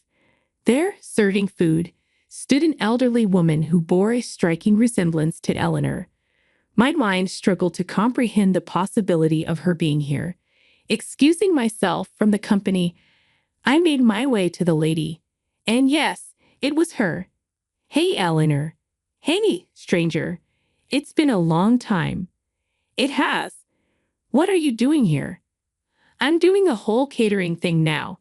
Can you believe it? Rubbing shoulders with all these high-profile folks. Well, congrats on that, Eleanor. Thanks, but honestly, you've got a part in this. We might not have come this far if we were still dealing with some old holdbacks. Pretty bold statement. I've always wanted what's best for the family. Sure thing. We shut down the old diner and leaped into the catering world. Even came up with the idea, and surprise, it's turning out to be a pretty profitable deal. Now we're crisscrossing the state catering to all sorts of events and fancy clients. We were in Glendale a few nights ago when Mr. Johnson asked us to cater for his party. You know I never wished any ill will towards you, so I genuinely hope you're doing well. How's Ethan? Better than he used to be. Oh, and here's the kicker. Ethan has moved on with his love life and snagged himself a new girlfriend. Usually, he accompanies me on these trips, but this time he's off to Hawaii with her. She's a real delight to have around. Gorgeous, like a living doll. She just seems perfect for my kid. Good for him, Eleanor. By the way, what are you doing here? Who called you here? I'm sorry, but you are too poor to be here. You haven't changed at all, have you? Forget about me. Look at you, still trying to get your way around the rich. Old habits die hard, sweetheart. You will always be that girl from Fairfield, the one with nothing to offer. I'm here because I belong here, just like anyone else. No one called me. I came here with Harry, my husband, and also Mr. Johnson's son. Eleanor's face displayed a look of shock, but she played it cool and mean as always. Don't think he will stick around forever. People like you never stay for long. Eventually, he will see that he deserves someone better, someone from his world. Harry is just knave. You have no idea how far I have come. Have a name in the hotel industry now? And never mind, you know that your wealth does not define you just as my past does not define me. I've worked hard to build a life for myself, and I'm proud of where I stand today. Well, aren't you full of yourself? You may have managed to climb the ladder, but you will never truly fit in with people like us. You will always be an outsider. You know, I used to think that way too. But I have learned that truly belonging does not come from material possessions or social status. You've certainly grown bold, haven't you? Well, we will see how long that lasts. I have seen it all before. It is good that Ethan got rid of you. If you want to delude yourself, go ahead, but do not expect me to change my mind about you. I was all set to deal with Eleanor and show her I meant business, but suddenly, the sound of a spoon hitting a glass stole the spotlight. Ladies and gentlemen, if I may have your attention, please. Tonight, I stand before you with a lot of pride and joy in my heart. It is a momentous occasion as I pass on the torch of responsibility to the next generation. My son, Harry. I gave Harry a quick look, and our eyes connected for a second. I smiled at him, and I'm proud of you smile. His dad had just handed him a whole business, making it his day to remember.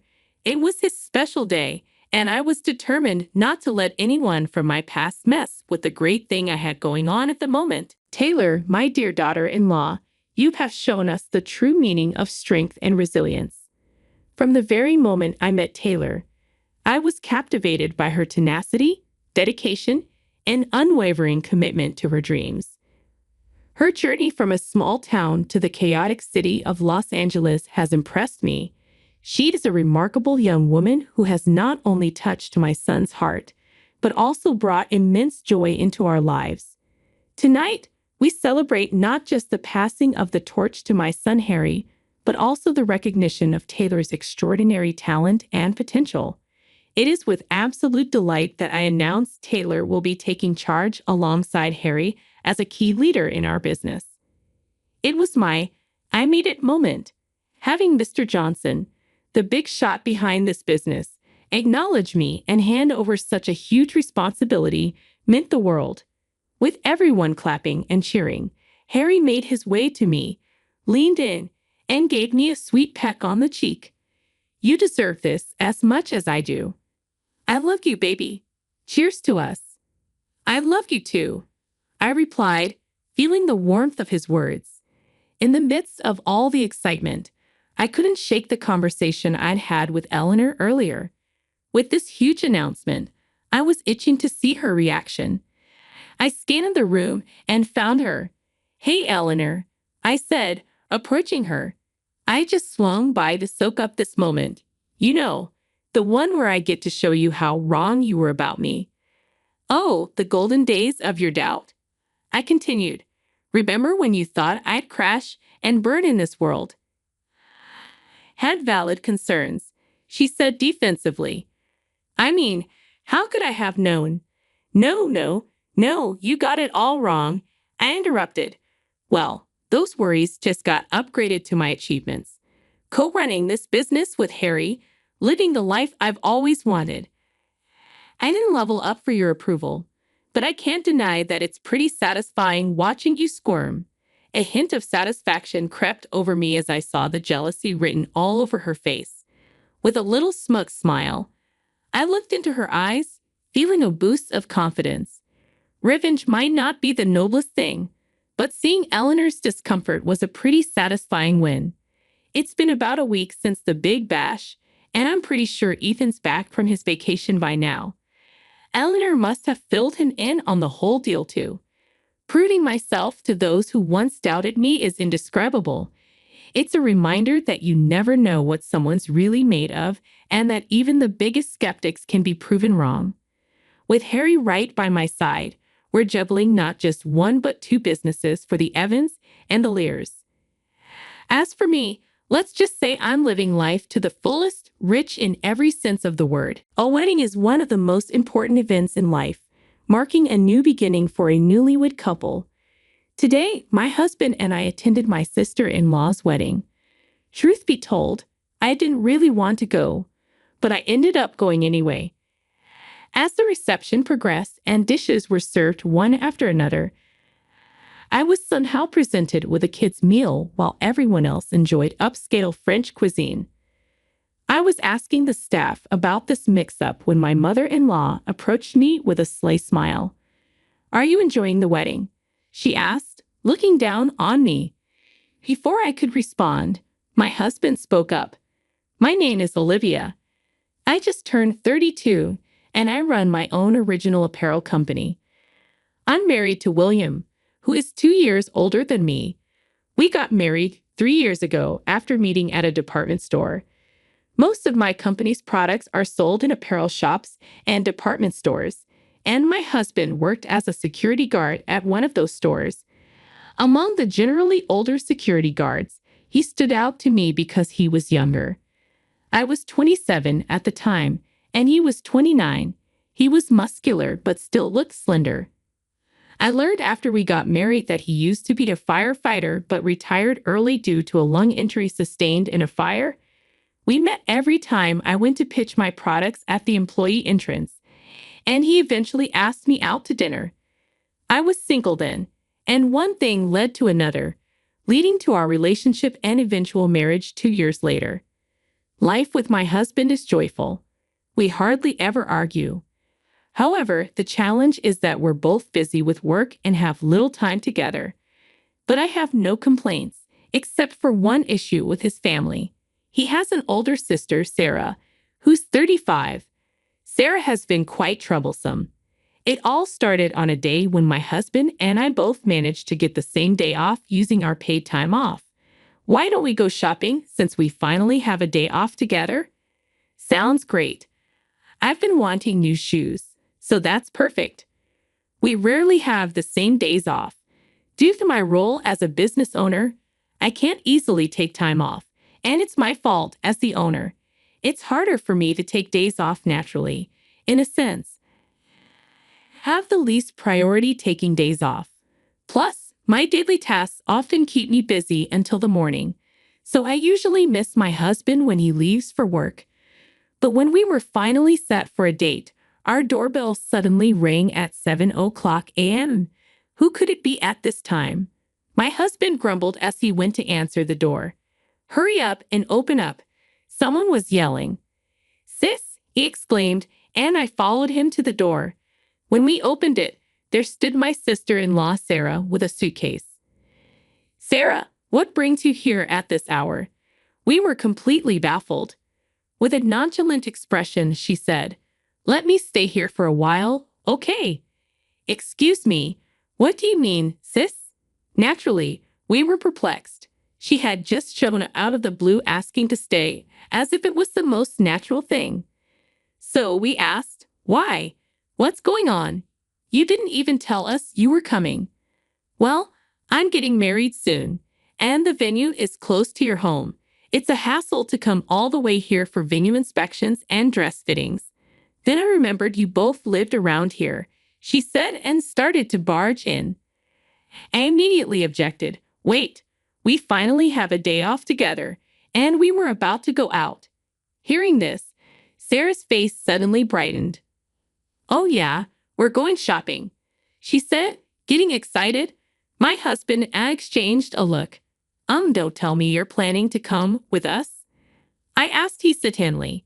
Why not? Is there a problem? She retorted defiantly at her audacity. My husband and I were dumbfounded. Then she added, I want to go look at baby stuff. I want to make sure I'm ready for the baby. She seemed all set to tag along, taking the lead while we stood frozen at the entrance. Come on, let's get ready. We'll leave by 9 o'clock a.m. How are we going? By car. My husband's face darkened at her self-centered attitude. I rarely see him look so gloomy, but it seems he's never gotten along with his sister. He mentioned they used to fight a lot as kids. Is there any way you can leave? William and I just want to enjoy our day off together, I said. Sarah glared at me and snapped. What, you want to exclude me? Wait, you're from a single mother family, right? Yes, I am. So what? I replied.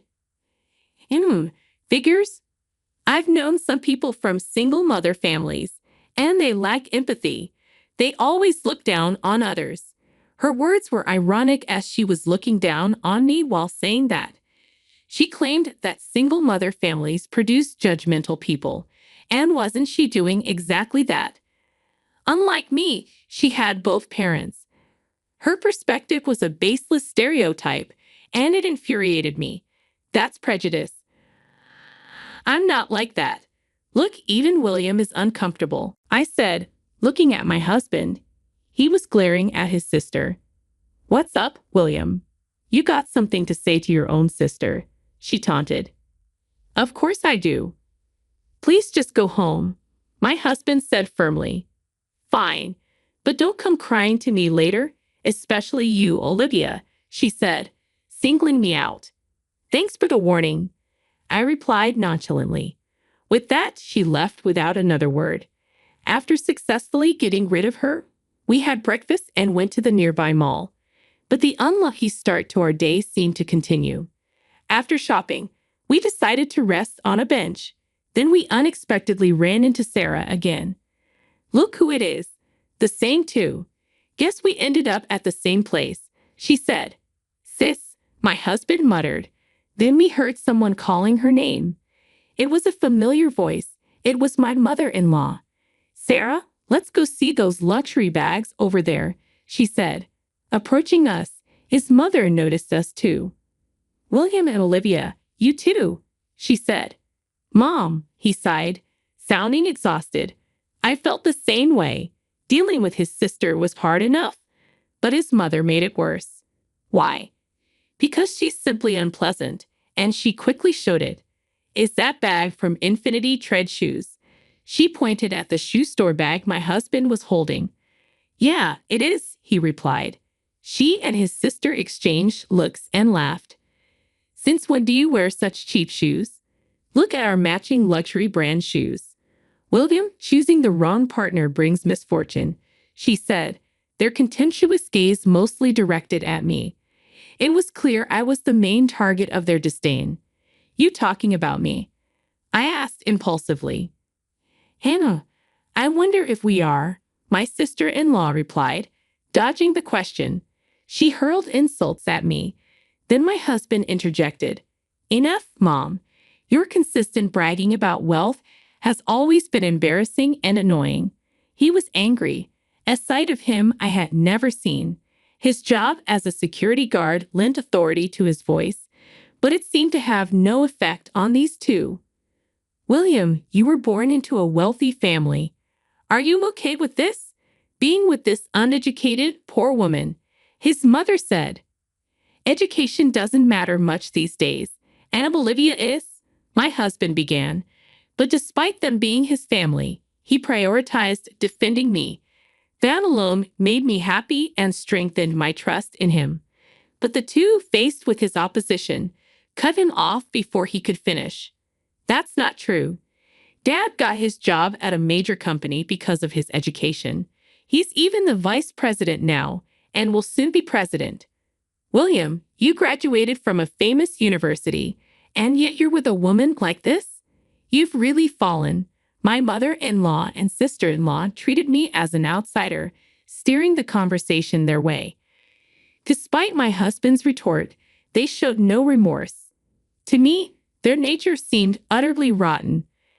How much do you earn, by the way? My dad earns $120. I began, but before I could finish, my sister-in-law interrupted. Wait, $120 a month? She laughed mockingly. Sorry, I should have been more considerate. That must be tough, especially for a dropout. Hang it enough. My husband tried to interject. My sister-in-law placed a hand on my husband's shoulder and said, Well, good luck. My husband was visibly angry, and I felt a surge of hatred inside me. However, these two seemed oblivious to our feelings, continuing their conversation at their own pace. Oh, you both better attend the wedding? Mom's preparing a grand event. Yes, we're sparing no expense for our darling daughter's wedding. You are coming, right, Olivia? The pressure from my mother-in-law made it feel like I couldn't say no. My husband, being family, would obviously attend. Reluctantly, I agreed to go. If my husband weren't going, I would never attend such a wedding. The day of my sister-in-law's wedding arrived. I finished my pile-up work and even got a new dress with my husband for the occasion. Arriving at the venue, it was clear my mother-in-law wasn't exaggerating. The luxury hotel, the huge ballroom decorations, and the size of the wedding cake all spoke of extravagance. You both made it, my mother-in-law approached us upon arrival. Not that I wanted to make it, my husband muttered, his true feelings showing in an uncharacteristic weary expression. This wedding cost $100,000. We have 500 guests, and the meal is a special course by a top chef. Impressive, isn't it? Only we could do this, she boasted, looking down on everyone. Passers-by only offered polite, light smiles and nods. I was appalled by her need to flaunt her status. Why didn't you spend this much on our wedding? My husband asked, reflecting our reality. Our wedding was modest, costing $20,000. It was a simple wedding with only relatives and a few friends invited, but I was still happy with it. I was content, but in terms of treatment, it was indeed unfair. After all, my husband is her blood-related son. What are you saying? Sarah Spanke Alex will soon work directly under Dad. When Dad becomes president, he'll be groomed to be a key player in the company. It's only natural we welcome him appropriately. My mother-in-law laughed proudly. While we were talking, my father-in-law joined us. Emily, it's almost time for Sarah and Alex to make their appearance. Aren't you going to take pictures in the front row? It felt like he was putting an end to our conversation, but it seemed he too was at odds with us. After speaking to my mother-in-law, he turned to us and said, It's been a while, Olivia. You should feel honored just to be invited to such a lavish wedding. You'll probably never experience anything like this again in your life. Unlike my mother-in-law, he spoke calmly, but his words were laced with condescension. My husband couldn't help but retort, "Why do you have to say it like that, Dad?" My father-in-law replied with a cold expression, "Don't get me wrong. I never approved of your marriage. Remember the conditions I set?" My husband glanced at me briefly before looking away. What was about to be revealed was new to me. Turning away from me, my husband spoke weakly, graduate from a famous university, earned over $100,000 a year. That's right, you remember well. And Olivia, turning his gaze briefly to me and then back to my husband, he continued, Olivia did drop out, but it doesn't matter. She's making money. Before my husband could finish, my mother-in-law interrupted, shouting, Daniel, look, Sarah has finished changing into her second dress. She shouted loudly, drawing attention. If it weren't her daughter's wedding, such behavior would surely have warranted complaints for being disruptive. Others glanced at her, forcing smiles. Called by my mother-in-law, my father-in-law said, We'll talk about this later, and left the scene. My husband murmured, Olivia is much more amazing than you think, Dad, as he watched his father leave. I felt comforted knowing he thought so highly of me. No matter what, he was on my side. That truth alone lifted my spirits more than anything. When the bride and groom appeared, the hall erupted in applause. The feast began with my sister-in-law's announcement. We have a special course prepared by a top chef today. Please enjoy it. After her words, the wait staff began serving the food. However, my mother-in-law and a server were arguing close by. Are you sure about this? Yes, just do it. I understand, the server replied, looking uncomfortable. I soon realized this was the preparation for a prank on me. With the large number of guests, serving the food took time. When my meal finally arrived, I was taken aback. Huh? In front of me was a kid's meal. I immediately asked the server, Excuse me, but there must be a mix-up. I questioned calmly, despite thinking such a mistake was unusual. The server looked at me uncomfortably, the same one who had spoken with my mother-in-law earlier. Can you replace it, please? I added as the server remained silent. Finally, he spoke. This isn't a mistake. I was instructed to serve you the kids' meal. What? My voice of surprise made my husband join the conversation. What's wrong, Olivia? Why a kid's meal? He too was surprised to see my meal. Why is my meal different from everyone else's? It was more embarrassing than shocking. People around started to stare at me. Why do you have a kid's meal? My husband asked. I don't know either, I replied. Then my mother-in-law approached, laughing. How's your meal? Perfect for a dropout from a single-parent home, right? If you don't like it, you can leave, she taunted. Her unilateral spouting had me reaching my limit of patience. No matter how much I disliked my sister-in-law, I couldn't ruin someone else's wedding. I had been holding back because of that, but if the orchestrator of the wedding was causing the disruption, there was no need for me to keep holding back. Just as I was about to respond, my husband spoke up first. Seriously, what are you doing? Aren't you embarrassed by this childish behavior? His tone was calm but filled with anger, his eyes not smiling. I had never seen such a cold expression from him, as if he was looking down on an inferior creature. What childish behavior? What are you talking about? My mother-in-law feigned ignorance, but my husband didn't let her get away with it. Everything. Why serve a kid's menu to an adult? It's obvious Olivia wouldn't order such a thing, he said. My mother-in-law retorted, her face turning red. Marrying a poor woman, and you dare to talk back to us. You've become a mere commoner since you married her, away from our elite path. What a terrible way to speak. Though the notion that wealthy people are superior exists everywhere, my mother-in-law seemed to exceed that by far. I interrupted their conversation and spoke coldly to her. True, I did drop out. That's because my parents passed away before I could finish middle school. But now I'm the president of a company. president. I bet it's nothing significant, she sneered, unrelenting. Seeing this, I sighed. I didn't want to do this because it's so childish, I muttered, prompting a curious look from my mother-in-law. What exactly do you do? She asked arrogantly, thinking she was in a superior position. It was disgusting to see such an attitude. Daniel's company is Solar Burst Innovations, right? Yes, that's right, and he'll be the next president, she replied proudly. Is that so? By the way, the current president, Morgan, is a major client of my company. The socks distributed in his company every month are commissioned directly to my company by Morgan himself. What?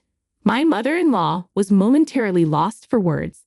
The socks I mentioned, developed by my company, were exceptional for their comfort even after long hours of wear. Originally, the technology was used for t-shirts but was expanded to all clothing types. Everything Morgan wore was from our company. I was the one who suggested he try our socks for his entire company, and since then, our relationship had been close professionally. As mentioned, everything he wears is made by our company. That means even if you boast about your husband becoming the next president, if I report to Morgan about you, that might just remain a dream, I said. My mother-in-law's face turned pale as if a fever had broken. You know him, the president of my husband's company. Did you know Morgan didn't go to high school either? I continued. What? He's one of those uneducated people you despise. Shall I convey your words about the importance of education to him exactly as you said them to me? My mother-in-law pleaded. Please, no, don't do that. Her demeanor completely weakened. People like her crumble easily when they realize their power is threatened. My father-in-law rushed over, and I repeated the same to him. Daniel, I'll advise Morgan not to make you the president, I warned. Please don't do that, he begged. If that happens, does your pride not allow it? My onslaught was relentless. I was surprisingly calm while confronting both of them. As I stood up to my in-laws, the surrounding crowd became noisy. Of course, they did. Trouble had started just as the meal began, and only our table's progress had stopped. Sensing the commotion, my sister-in-law approached our table. What's all this fuss about? She asked, unaware of the situation. Sarah, by the way, I make over $120,000 a year. My business is stable thanks to that. I didn't tell you the other day because you interrupted our conversation. Upon hearing this, my sister-in-law's face contorted. She stood frozen, gripping the hem of her dress. After I fought back, the entire in-law family looked as if their souls had been sucked out in an instant. So everything we've been doing to you is... Sarah started. Yes, just harassment towards me and self-destructive acts that undermine Daniel's position, I declared. As I said this, my mother-in-law suddenly changed her attitude and knelt on the floor. She clasped her hands together. I'm sorry, please, I beg you. Forgive me. I wondered if she had any pride left at all. Her readiness to get on the floor so easily seemed almost refreshing, but it still wasn't a reason for me to forgive them. No, I won't. You've judged and insulted people based on their appearances. You should face the consequences. Please, we've almost used up our savings for this wedding. If I don't become president and get a higher salary, we'll struggle financially, my father-in-law said, following my mother-in-law's example by getting on the floor. My sister-in-law watched with a powerless expression and then asked weakly, Huh, Dad, you're out of money. Yes, and used all I had for this wedding as a gift to you too, he replied. What about our honeymoon funds? Alex's promotion. Her voice trembled. She was only lamenting her worsened position, disliking being brought down from her pedestal. It was all about her own convenience. She wasn't trying to solve anything by herself, always depending on others. Wait, you boasted about being wealthy, and were planning to go on your honeymoon using your parents' money. How shameful. I said. What did you say? My sister-in-law retorted, but she had nothing more to say. To all three of them, I declared, real wealthy people and celebrities don't brag about themselves. In other words, you're all just fakes. Know your place. My harsh words completely disheartened them, and my husband murmured his admiration. After that, the wedding was no longer feasible, and we suddenly had free time. We left the pitiful wedding venue of my sister-in-law. Later, I explained everything to Morgan. Got it. So it wouldn't be fun for you if Daniel became president, right? To be frank, yes. Don't worry, I won't forgive Daniel for insulting you, nor will I make him president. Maybe I should transfer him to an overseas branch. Morgan laughed as he said this. A week later, my father-in-law rushed to us. Please convince Morgan to cancel the overseas transfer. His face was filled with desperation.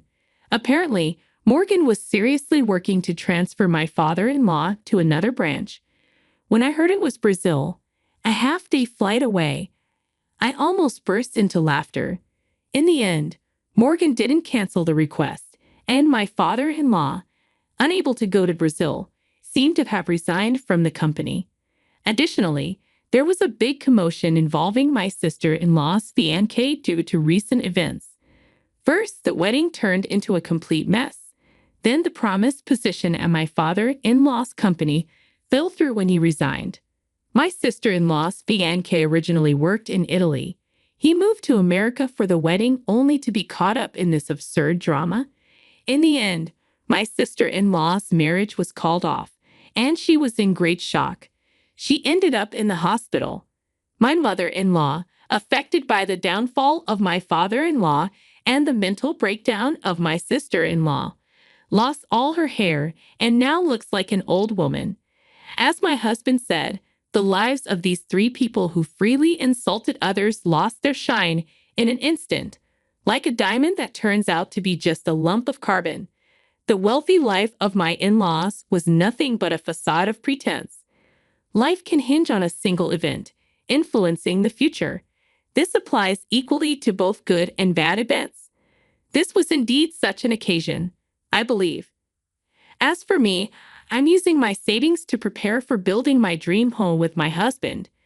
While my in-laws' lives were becoming more difficult, my business was generating more and more profits. Moreover, perhaps due to things settling down, I'd become pregnant. With financial stability and a growing family, we must seem like celebrities to my current in-laws. Still, I made a promise to myself to live happily with my husband and our future child, never becoming arrogant no matter what. Hello, I'm Ingrid and I'm 27 years old. I was orphaned at a very young age when both my parents died in a car crash. With no family to take care of me, I was placed in an orphanage, where I stayed for about 3 years before being adopted by my new parents, who turned out to be billionaires. My life transformed dramatically, becoming rich and fulfilling. They preferred to keep my adoption private, as they wanted to do good without public attention. When I became an adult and moved into my own place, my adoptive parents decided to expand their business and toured Europe seeking new opportunities. Around that time, I met Patrick, my now ex-husband. We met in college and instantly hit it off after a few conversations. Patrick was a cheerful and caring man, which made me like him even more. Our dates led us to become an official couple, and we had a perfect relationship except for one problem. Patrick's family didn't like me. I first met Patrick's parents after we graduated from college. He had waited to introduce me until we were both well settled in our jobs.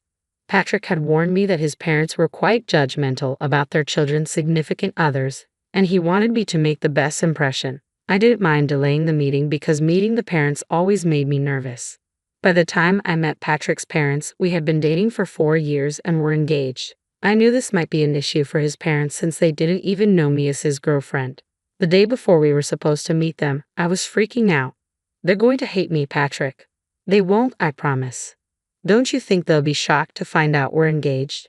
Well, yeah, but I don't think it will be that big of a deal. Are you serious? You were worried about introducing me because you know how judgy they are? And you think telling them we're engaged won't make it worse? Look, even if they do judge, will it really matter? It doesn't to me, and I don't think it should to you. You always seem so careful about them. I promise it won't affect us at all, Ingrid. All right, if you say so, but do you think maybe we should not tell them about the engagement and wait a month or so? If that makes you feel better, we can do that. I don't mind either option. Let's hide it just in case. I'll do anything to get on their good side. You have nothing to worry about. I'll be there with you no matter what. I had been so anxious because whenever I suggested Patrick tell his parents about me, he would make a big deal about their potential disapproval.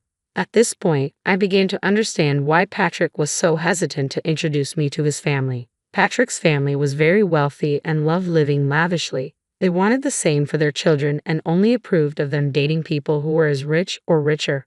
Compared to their standards, my lifestyle wasn't considered rich. I hadn't told Patrick about my adoptive parents' wealth because I didn't see the point. By the time I figured out why he was so insistent on delaying the introduction, I felt it was even more unnecessary for his parents to know about my family background. I wanted them to like me for who I was, not for my money. Naively, I believed they would, but I was wrong.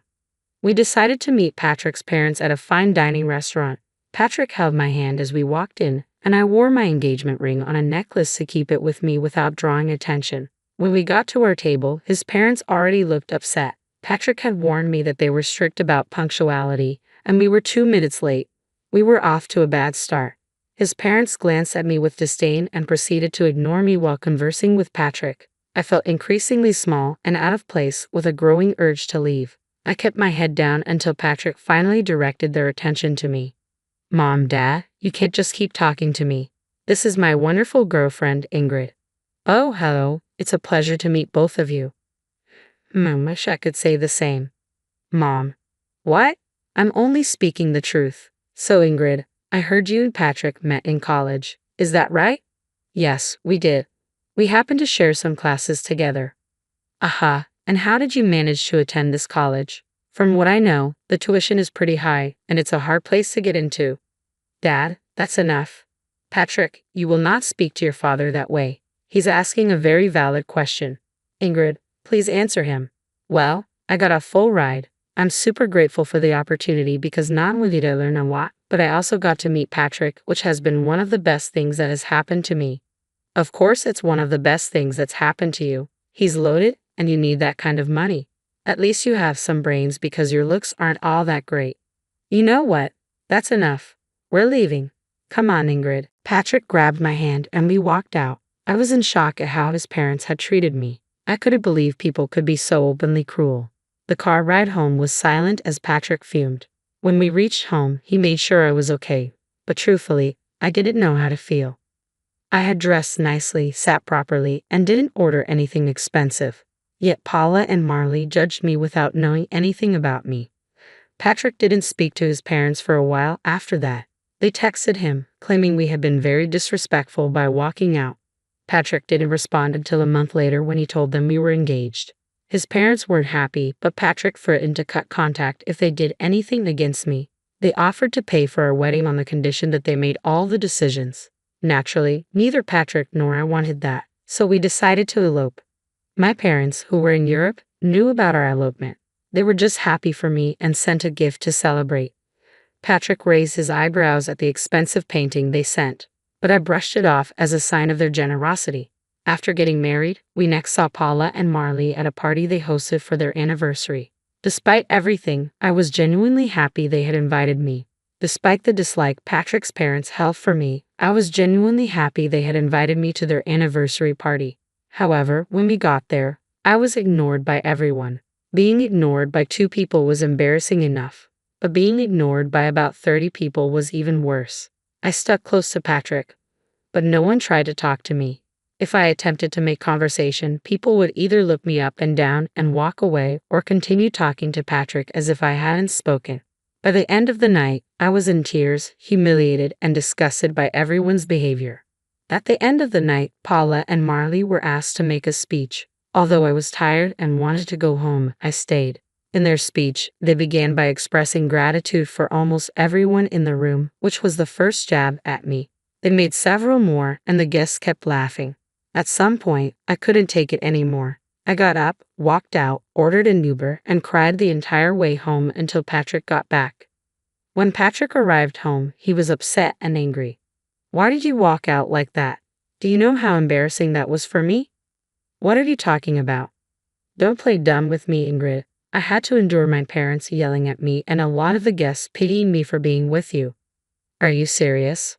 What about how embarrassing it was for me? Come on, Ingrid. You could have dealt with it for one night. It was my parents' anniversary. I was ignored by everyone, and your parents chose to make even more fun of me in their toast.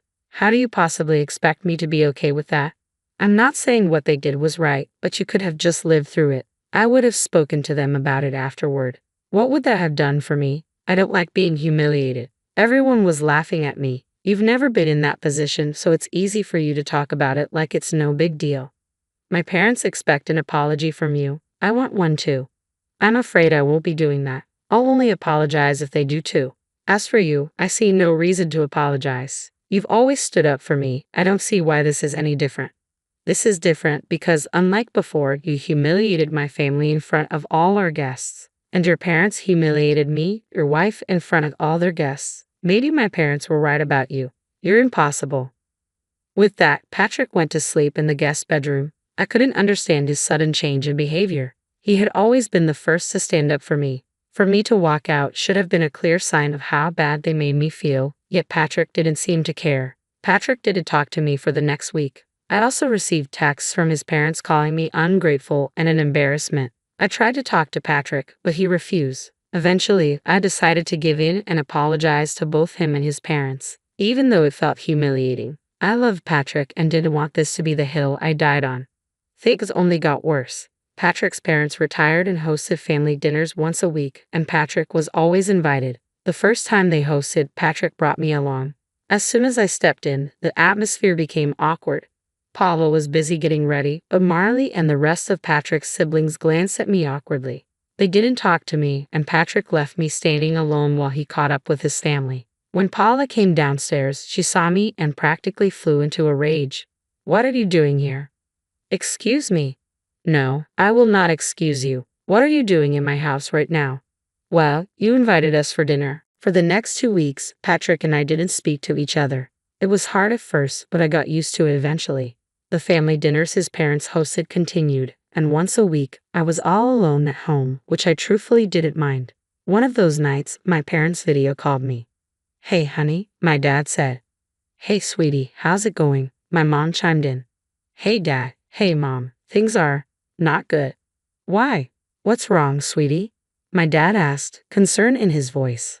If you need help with anything, feel free to ask us, my mom added. I don't think this is something you guys would be able to help me with, but thanks for the offer, I said. Where's Patrick? Is he not helping? My dad asked. That's the thing. He's part of the problem. Huh? Sweetie, could you be a little more clear about what the problem is? My mom asked, her face wrinkled with concern. Well, his parents are pretty wealthy and also very snobby. Oh, I hate those kinds of people, my mom said, her face twisting in disgust. Tell me about it. Anyways, they thought I was some poor girl who could never live up to their standards and fit into their elite circles, so they took it upon themselves to humiliate me every time I met them. What the hell? My dad exclaimed. Oh yeah, and the last time I went over, Patrick's mom decided calling me an orphan was a good insult. That woman, I'm going to claw her face off. How dare she call my precious child an orphan? My mom fumed. Do they not know about us? And what the hell has Patrick been doing in all this? I didn't tell them about you guys because I knew their opinion of me would change if they knew. I wanted them to like me for who I was, not for my wealth. As for Patrick, he's siding with them. He thinks I was disrespectful when I stood up for myself. Honey, are you sure this is the man you want to be with? My dad asked gently. I love him a lot, but this is not how I want it to be. We haven't been speaking to each other for the last 2 weeks, and I'm surprisingly okay with that. We can provide you with the best lawyer. Just say the word, my dad offered. Okay, I think I will need your help with that actually. I'm done with this. All right, sweetie, I'll get you in touch with one of my friends over there. As for your worry about us not being able to help you out, I think we might actually be able to help you get a little sweet revenge. Ha, what do you mean? I asked, curious and hopeful. Your dad and I are coming there next week. We wanted to take you and Patrick on a vacation, but now we can just take you. More things for us to do together, I guess, my mom said with a sly smile. Really? Oh my God, I'm so excited to finally see you both in person again, I exclaimed, feeling genuinely happy for the first time in weeks. The three of us continued to talk for a while. Dad elaborated on his plan to help me. He asked where the family dinners were held, and I told him they took turns hosting at their house and at restaurants. Conveniently, the week my parents were coming, the dinner was going to be at a restaurant. I needed to get the exact location, so I logged into Patrick's email on my phone. If there was one thing I knew about Paula and Marley, it was that they loved to email everyone everything. It wasn't hard to get the location, and I gave it to my parents. Meanwhile, my mom's lawyer friend contacted me, and we started the process of filing for divorce.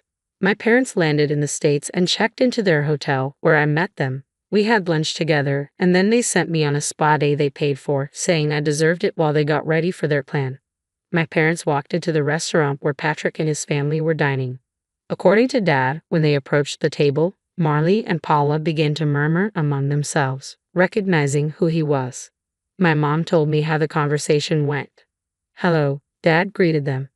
"Oh my gosh, Mr. Burns, what brings you here?" Paula stammered. "I just happened to see some familiar faces and figured I could drop in and probably dine with you," Dad replied casually. "Familiar faces? Who are you speaking about, Mr. Burns?" Marley asked, confused. "Well, I see Patrick," Dad said, looking directly at him. "Hello, a pleasure to meet you. My daughter has spoken a lot about you. Speaking of my daughter, where is she?" "Your daughter? I'm afraid you're mistaken. I don't think she's here," Paula said, flustered. "But she should be, right?" Dad asked, raising an eyebrow. "I'm sorry, Mr. Burns, but we didn't even know you had a daughter," Marley said, trying to regain composure. "Of course I do. And she's married to Patrick." "What? I'm sorry, but I think you're mistaken," Paula said, her voice trembling. "Yes, his wife's name is Ingrid, and she was an orphan," Marley added. "Yes, I do know that, and that is why we adopted her," Ed said calmly. "Excuse me, you're her dad?" Paula asked, her face paling. "Yes, and from what I see, she isn't here. She's been telling me there have been some problems with her in-laws, but I see what the problem was. It was you." "No, she was the one who hid this huge thing from us. If we knew, we would have treated her better," Paula stammered.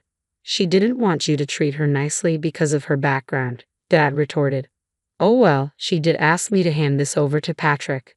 Dad handed Patrick the divorce papers and walked out. After that, it only took a couple of phone calls for a lot of investors to pull away from Marley's business.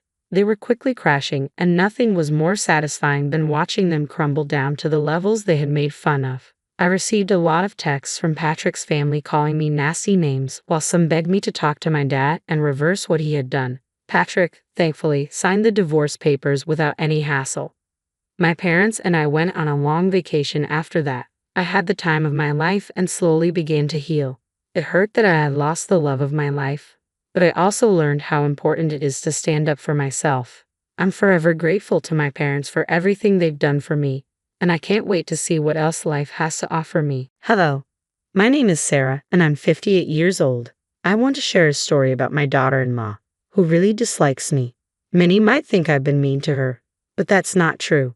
You need to hear my whole story to understand why she feels this way. I have one son who just turned 36 last month. He is the light of my life and has always been a good son. His father died when he was very young. I remember being at home with 3-year-old Harry when the police came to my door. They told me that my husband had been in an accident and didn't survive. I was devastated. As a stay-at-home mom, I had no income and almost no money. We were young and didn't have life insurance. My husband had a good job and wanted to take care of me, so we decided I would stay home with Harry. No one prepared me for what happened. I was a mess and I had to take care of my little boy. The little money I had went to medical bills. I had to beg my husband's family for money for his funeral. My own family had disowned me when I married, so I couldn't ask them for help.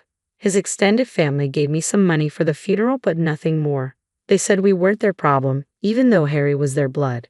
Even though I was heartbroken, I didn't have time to grieve. I had to earn money to feed my child and keep a roof over our heads. We moved into a small apartment.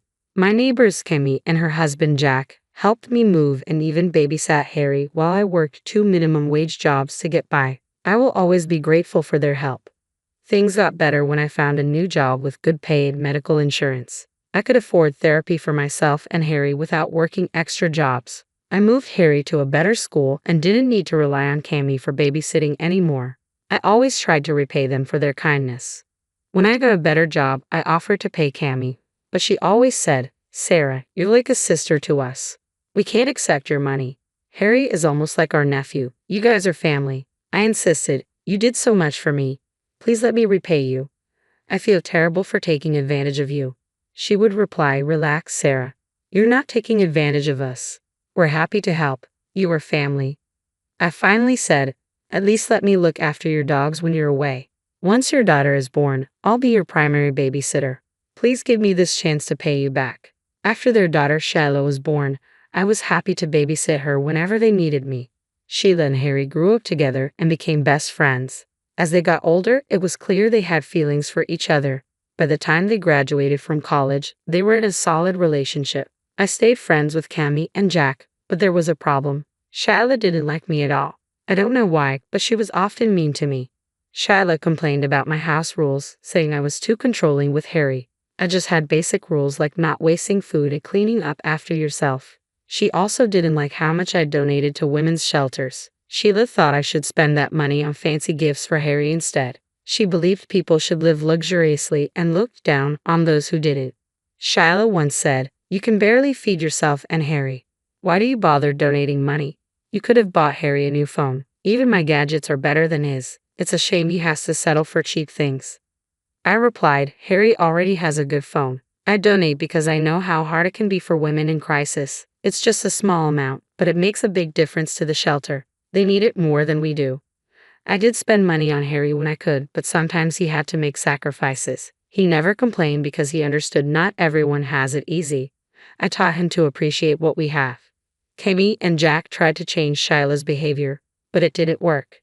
She kept criticizing my parenting and financial situation whenever she visited. It hurt, but I didn't want to cause trouble between her and Harry. Shiloh would say mean things when Harry wasn't around. Harry proposed to Shiloh right after college. He had a good job, so money wasn't an issue for him. I was happy for him but unsure if Shiloh was the right one.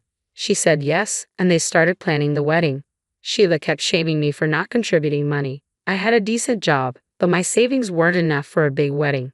Kimmy and Jack were helping pay for the wedding, and Shayla kept comparing us. She said, "Wouldn't it be nice if both our parents contributed? Harry can pay for it, but he's already spending so much. Thank God my parents are helping. We have to settle for a backyard wedding if it depended on you." I replied, "I'm sorry, Shayla. I tried to save up, but I can't afford it. Maybe we can negotiate for a smaller cake." She snapped back, "Let it be Ava. I don't want my wedding to be a joke. My friends already say Harry is unlucky to have a poor mother like you. Save that money for retirement. Harry has a new family now." I suggested a smaller cake won't be a big problem. Many people do it to save money. I know Harry can pay for a big cake, but it would save money if I covered a smaller one. Shayla retorted, "My friends and I have class, Ava. I can't have a cheap wedding. Harry promised me the wedding of my dreams. I'm not changing it because you can't pay. At least Harry knows how to keep his standards high." No matter what I suggested, Shayla was unimpressed. She expected me to pay for a third of her luxury wedding. I didn't think spending so much on a wedding was wise, given my financial troubles. To help, I sold my old engagement ring and gave the money to Harry. "Harry, this is your wedding gift. I want you to use it as a down payment for the house you're looking at. I know it's not much, but it's all I can give." "Mom, you don't have to. I feel guilty about accepting it." "Please, Harry, I want you to have this. Nothing would make me happier than knowing you used this money for your dream house." Harry accepted the gift and bought the house. Shayla, who was jobless, decided to be a stay-at-home wife since Harry made enough money for both of them. It was her dream come true. However, Harry kept the house in his name, and Shayla didn't know I contributed to the down payment. She often boasted to her friends about how wonderful Harry was, but her happiness didn't last long. I had a bad accident on my way home from work and needed a long recovery. Harry covered my extra hospital bills and insisted I leave my job. I didn't want to depend on him, but I had no choice. Harry then asked me to move into his home so he could take better care of me. Harry, I don't want to be a burden. You have enough on your mind with the wedding. Sheila might have a hard time adjusting to me being there. I don't want to intrude. Mom, the house is big enough for all of us. I'm sure Sheila will understand. Kami and Jack also stay with us from time to time. You are no different. You've sacrificed so much for me. Now, it's my turn to look after you.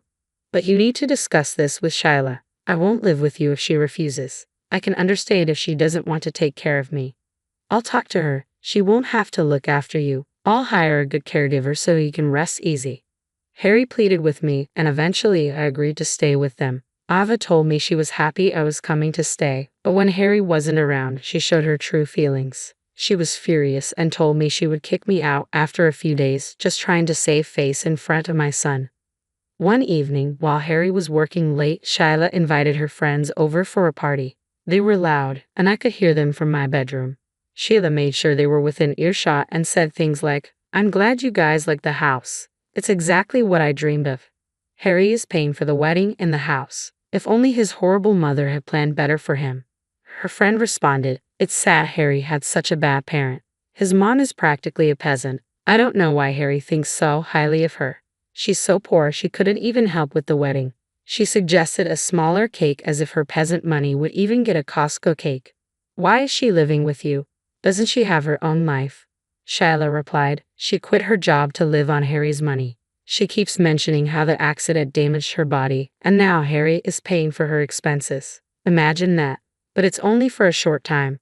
Once the wedding is over, I'll make up some lies and kick her out. I have the perfect plan." Hearing this was like a stab in the chest. Sheila had not only destroyed my dignity but also made me the butt of her jokes. I was silently sobbing in my room when I decided my son needed to know the truth. I recorded their conversation since they were so loud. When Harry got home from work, Sheila was back to her sweet self, trying to impress him. After dinner, I called Harry to my room and showed him the recording. He was furious. He immediately called Sheila over and played the recording. "Sheila, what the hell is this? You need to apologize to my mother. I can't believe your audacity. How can you be such a vile person?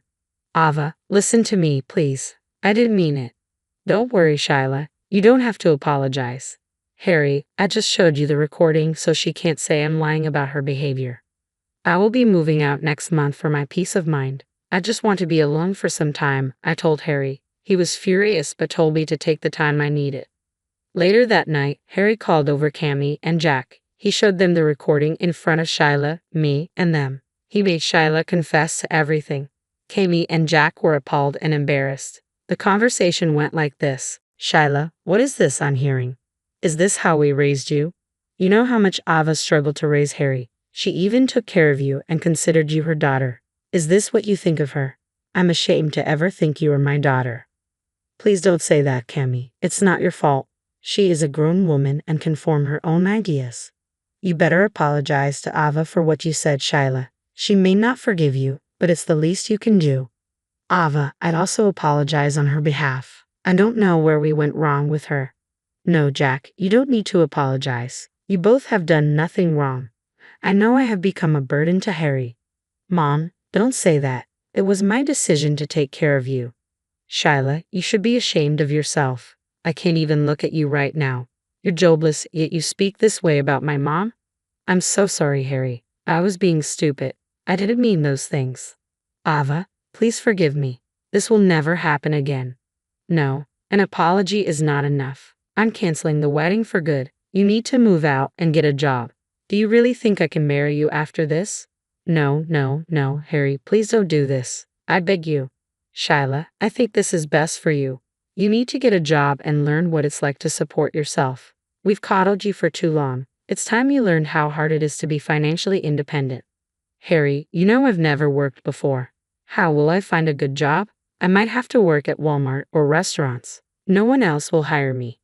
"Good, that's how you learn the importance of money. My mother worked those jobs to support me. If she can do it, so can you. Perhaps this will teach you to be empathetic towards others. This is the only way for you, Sheila. Your father and I won't be supporting you anymore.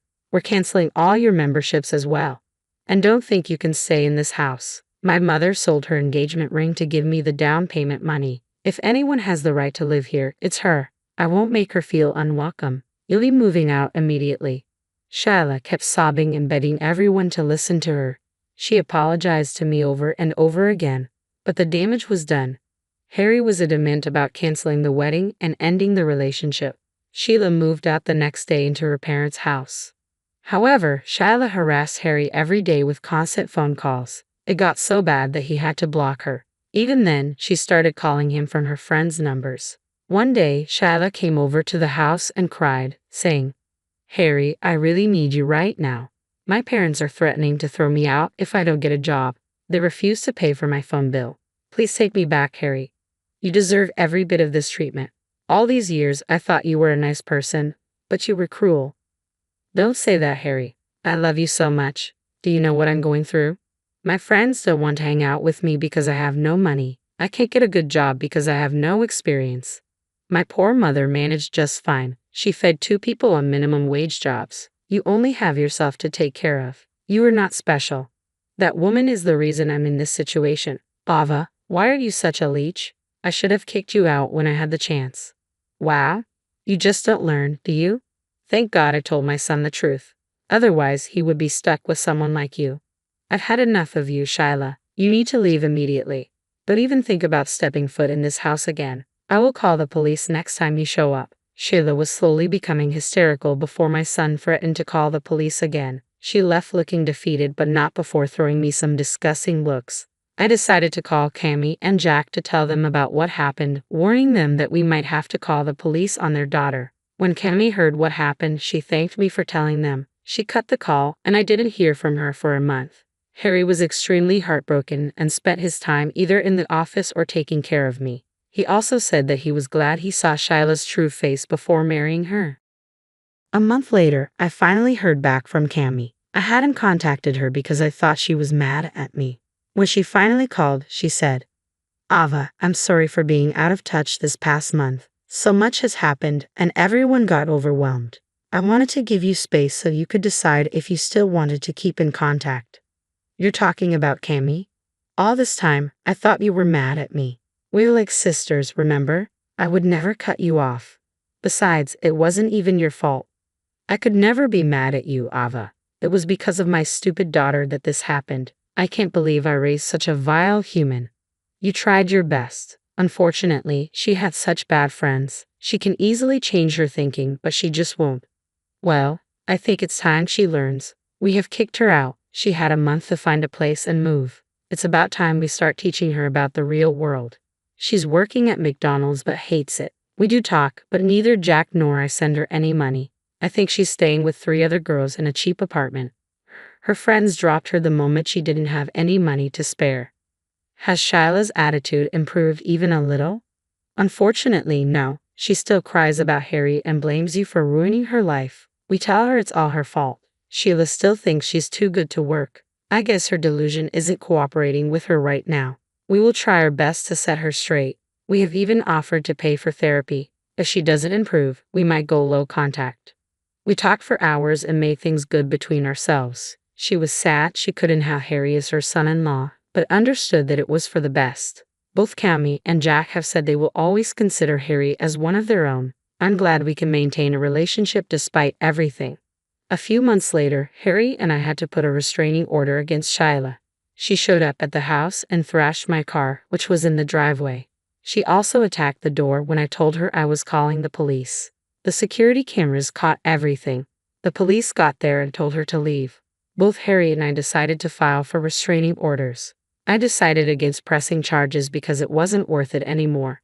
Harry decided to buy me a new car so that I wouldn't have to worry about transportation. I'm still living with my son. Cammy and Jack also keep visiting from time to time. Every time we talk about what happened with Shyla, they are still mortified by her behavior. They rarely contact her or answer her calls anymore. Sometimes I feel bad for them. They were good parents and deserved more. All in all, I'm glad it was a tough lesson for Shyla. I also realize how much my son loves me. Harry is currently dating a woman who I think is just perfect for him. It's still early to tell, but I hope she becomes my daughter-in-law. Even if you try to bother us, It won't hurt you much since it's your money. Useless poor people with low backgrounds. Sighed as I did the final check. You're closing your account, right? Please go ahead, they said in a mocking tone. Their eyes were filled with disdain, making me feel disgusted as they stared at us. Decided it was time to give those who judge others by their background a taste of their own medicine. With that thought, I smiled.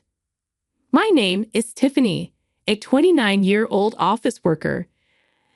I live a peaceful life with my mom while working. My dad passed away from an illness when I was young. His chronic illness had worsened early. My dad, who was involved in various businesses, was always busy with work, leaving early and coming back late. Even so, he treasured his family time, and I have fond memories of playing with him on his days off. Mom and I were initially shocked by Dad's death, but Mom, not wanting me to feel lonely, cherished our time together. Fortunately, when Dad fell ill, he made sure with the former CEO to secure enough funds for our livelihood. Thanks to that, I was able to go to college, and both Dad's and Mom's parents were very supportive, especially my paternal grandparents, who lived nearby, took great care of me when Mom was at work. We still go back to both sets of grandparents for holidays like Christmas and spend time together. I am who I am today thanks to the support of many people. To give back, I went to a national university and got a job at a major company. I thought about working at the bank my dad was supposed to inherit, but I chose a career I loved, as you're always told to do what you love. I've already handed the bank over, so don't worry about it. Thanks to a happy home and the freedom to enjoy hobbies. I had no interest in romance. But now, at a mature age, many of my friends are married with kids, which led me to think about marriage. That's when a certain encounter happened. I never imagined this meeting would lead to a major incident. Hey, Tiffany, aren't you interested in love? Huh. That was the starting point. A question from a colleague at work. We've been close since our rookie days. You know, I have an acquaintance who's struggling to find a match. He's well-educated and handsome. You're highly educated too, Tiffany. Maybe you'd like to meet him. Really? I've always thought it's a waste for someone as high-spec as you, Tiffany, said a few people in the office. She has a wide network and always shares various stories. She's living with her boyfriend she met at a party and seems very happy. She's quite concerned about my lack of romantic involvement. I had even consulted her about marriage, leading to this arrangement. A few days later, I agreed to meet a man named Joseph. The rendezvous was at a cafe. As I waited nervously, a man approached me. Tiffany? Ah, yes. Nice to meet you. You're Joseph, right? Yes. Thank you for today. Joseph's expression was blank as he looked me over. It felt like he was sizing me up, and I was a bit taken aback. Then, taking a seat opposite me, he quickly started the conversation. What do you do for work? I work in sales at a company. I've always enjoyed interacting with people and sharing my opinions, which is why I chose sales. I find it fulfilling, and I love the moments when customers are happy with their purchases. What's the name of your company? I told him the name of my company. Upon hearing it, Joseph paused for a moment, then smiled. It wasn't a pleasant smile, more like one of satisfaction. My company is quite a large enterprise with good performance. We're well trusted by our customers. Since he asked, I decided to return the question. What do you do, Joseph? At my question, Joseph snorted with pride and began to boast. I work at Sunrise Bank as a department head. Sunrise Bank is a really big bank, you know. The work is tough, not something ordinary people can handle.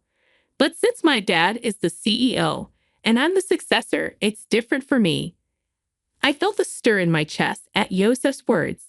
I was expecting a normal response, but Joseph's aggressively toned words made me feel uncomfortable. Indeed, Sunrise Bank is a major bank. I knew about Sunrise Bank due to a certain incident, but I was surprised to learn that Yosef worked there as a department head. Wow, that's impressive. Sunrise Bank is a big place, isn't it? I flattered Yosef on purpose. I saw no need to be rude, and though I thought this would probably be our last meeting, I figured it was better to be nice. Pleased with my flattery, Yosef continued to boast about himself. Honestly, talking to him was painful. He did listen to me occasionally, but always turned the conversation back to himself, even making outrageous comments about his lack of romantic prospects. I'm quite popular, but it's always people who don't match my family background or education level that come to me. I thought the problem might be his attitude, but I had already decided not to meet him again after informing my friend. As time passed, he, still looking satisfied, made a suggestion. I'd really like to meet your parents. Huh, but we just met today. That's exactly why. Parents' excellence is important, especially if we're going to date, right? Inside, I screamed, I have no intention of dating you. But he seemed oblivious to my discomfort and kept pushing forward. When are your parents and you available? I'll have to discuss it with my mom. And what about your dad?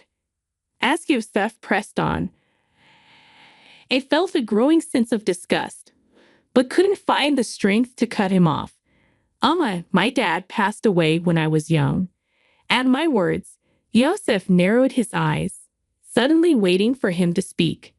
I see, he said, and fell silent, pondering. Well, send me a date that works for you later. I'll adjust my schedule. No. Thank you. Should we leave then? Before I could finish, Yosef stood up. It felt like talking to someone from a different world. Despite my reluctance, I had given him my contact information and even discussed meeting our parents. His disdainful look upon hearing about my father's absence bothered me. In the end, we agreed to meet again with our parents. When I explained this to Mom, she smiled wryly. Maybe you were just nervous because you haven't dated before. Maybe, but the way he spoke was weird. Well, his parents will be there, right? Just say no if it doesn't feel right. I'll be there too. Thanks, Mom. Sorry for dragging you into this. As I apologized, feeling guilty, Mom laughed heartily. It's okay. No need for you to feel bad. Besides, I'm curious about Sunrise Bank, so let's see how it goes. So, Yosef and I arranged a family meeting at that time. I had no idea Yosef had planned the meeting for such a shocking purpose. On the date of the meeting, we arrived at the fancy restaurant Yosef had chosen. It was a big place. Inside, our table was ready, but Yosef hadn't arrived yet. We waited, and shortly after the scheduled time, Yosef and his family arrived. Sorry we're late. The traffic was terrible. Nice to meet you, and thank you for today. Yosef's family took their seats unapologetically. Irritated but not wanting to start a fight, I initiated the family meeting. After some time, Yosef's mom, Morgan, with a sly smile, spoke up. So, where is your father? Is he coming later? Huh. I looked at Yosef, but he just smirked dismissively and said nothing. I had already told him my dad was deceased. Morgan acted as if she didn't know, despite having agreed to meet our families. Mom quickly responded in my stead. My husband passed away from illness when Tiffany was young, so today I'm here as her mother. Mom responded with a calm smile. In contrast, Morgan raised her voice in an exaggerated manner. Oh my, Tiffany is from a single-parent family. I was taken aback by her words. Even after saying my father passed away from illness, her tone clearly carried malice. Being from a single-parent family, life must be quite hard, huh? But she graduated from a public university. That's commendable, right? Really. But still, being from a single-parent family, wouldn't dating her be complicated? Yosef's family's conversation left Mom and me utterly dumbfounded. Despite being present, they spoke so disrespectfully, mocking us as if being from a single-parent family was something bad. Such words aren't suitable for a first meeting. Angered, I retorted it in a low voice. Excuse me, but after Dad passed away, Mom raised me with great care. I owe my current life to her. Isn't it rude to speak about someone like that when you've just met? However, Morgan bursts out laughing at my words. Rude? Isn't it more absurd for the daughter of a single parent to think about marrying into a high-class family? I'm not really into strong-willed women. This is pointless. There's no getting through to them. Thinking this, I just stared at them in disbelief. I had high hopes since she works at a major company. Well, you'll eventually carry on Sunrise Bank, so maybe she's not quite at your level. As they hurled more insults, I felt no need to listen anymore. Trembling with anger, Mom glared at them. Did you invite us here today just to look down on us? I've heard from Tiffany about the other day. You're enjoying berating us for being a single-parent family, aren't you? It was the first time I heard her speak so sternly.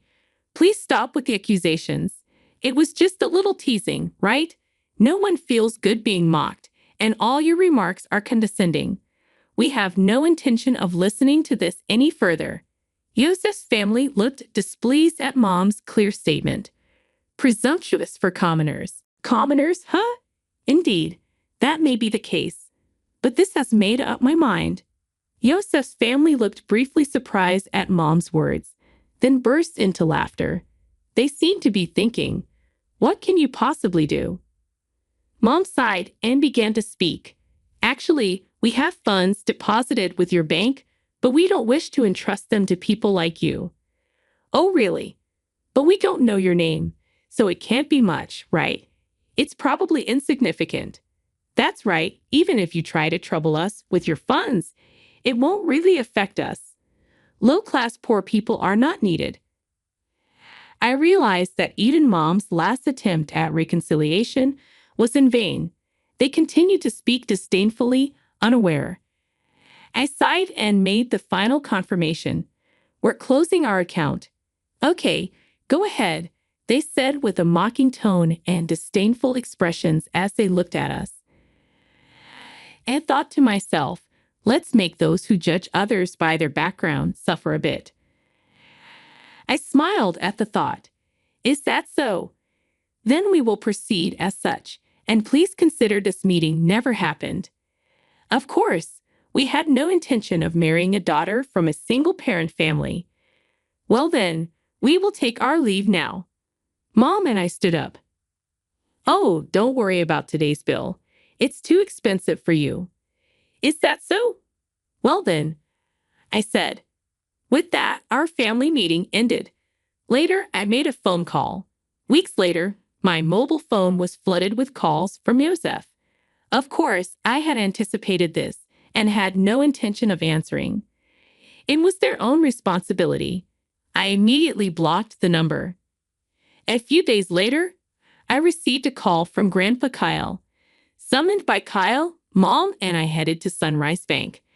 In the meeting room, Yosef's family, looking pale, was present.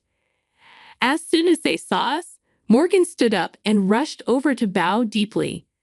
I didn't respond to Morgan's apology. Instead, I just smiled and asked, "What exactly are you apologizing for?" Morgan bit her lip, trembling with anger and frustration. There were too many things they should apologize for, which probably made her feel overwhelmed. This whole situation started because I said we would close our account. Our account wasn't particularly large, and closing it wouldn't have caused much damage. But Kyle's case was different. Kyle managed the inheritance my dad left at Sunrise Bank for our benefit. He also had his own account there. If all accounts, including Kyle's and my dad's inheritance, were closed, it would total about $7 million. Their disrespect caused this decision, and importantly, Kyle is the former CEO of the bank. Dad was supposed to take over the bank but passed away young, so the position went to Scott. I didn't know Tiffany was related to the former CEO, Scott, looking anxious, pleaded as if making an excuse. But that's no excuse. Even if they didn't know, their prejudice against our family is their own fault. You mean if we were relatives, you would have treated us differently. Hey, don't talk to Dad like that. It's your fault for not telling us from the start that your grandpa was the former CEO. I don't have any obligation to tell a stranger like you that. Besides, you were the one who started it and made fun of us. Remember, Yosef, unable to retort to my words, narrowed his eyes in frustration. You insulted me knowing I was from a single-parent family. When I said I would transfer the bank to insecurity, you told us to go ahead. We just did as we were told. But it's just that. It may be just that for you. But have you ever thought about the feelings of someone whose family has been insulted? Silence fell. Morgan was trembling and looking hopeless, and Scott was hanging his head. But Yosef still seemed unconvinced, his face full of dissatisfaction. Getting all high and mighty just because people talk to you. At that moment, the door to the conference room opened, and Kyle appeared. Seeing Kyle's stern face, Scott and Morgan turned even paler, frozen in place. Only Yosef glared at me. Even after giving you a chance to reflect, you're still only thinking about yourselves. Kyle, the former CEO, said, "It's not my fault. It's her. Watch your words. If you continue, you'll end up even more miserable." Yosef, silenced by Kyle's words, glared at me again. Then, as if resigned, he burst out, "No way. Who would think a single parent's relative was the former CEO? You knew I was the future CEO and came to the family meeting just to mock us." Yosef, be quiet. Kyle glared sternly at Yosef, who was breathing heavily. Future CEO, huh? Kyle then turned his gaze to Scott. Scott shrank even more under Kyle's gaze. I understand wanting to leave the bank to your son, but now that I know his mindset, it's impossible for him to continue as CEO. That's ridiculous. Over something like this. Scott started to retort but sat down again under Kyle's gaze. You still don't understand that your attitude is the problem. Though I'm retired, the board will decide. If you have something to say it to them. Remember, we recorded the previous conversation and this one. Don't forget that the voice recorder will serve as evidence. I took out a voice recorder in front of the three and pressed play. The recorder started playing back our conversation from the other day. How dare you prepare something like that? It's unfair. It was just a precaution. But remember, you forced me into this situation. Yosef had nothing to say in return, and their faces turned pale. Thank you, we'll handle it from here, they said. So Mom and I left. Ultimately, Kyle didn't transfer the funds, at least not officially. Scott was removed from his CEO position, and Yosef was demoted. Seemingly unable to handle the blow to his pride, Yosef resigned voluntarily. Kyle's influence in the financial industry meant Yosef would struggle to find work in the same field again. Whether Scott knew this or not, he seemed determined to work until retirement, but Kyle said it would be tough for him both mentally and physically. Morgan, who used to wield power as the CEO's wife, apparently started part-time work to maintain her lifestyle, but her character likely made it hard for her to keep a job. I'm really sorry. It's okay. You didn't know, right?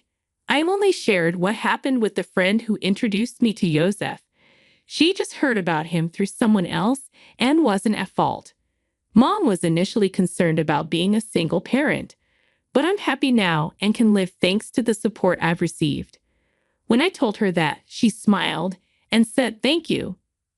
After everything was taken care of, Kyle told us to come over to his house again sometime. I'm really grateful for Kyle's help in resolving the situation. It was tough, but I'm happy now, so it's okay. I have some good news for you. Really? It's not about dating again, is it? It's a friend of my boyfriend this time. He's definitely a good guy.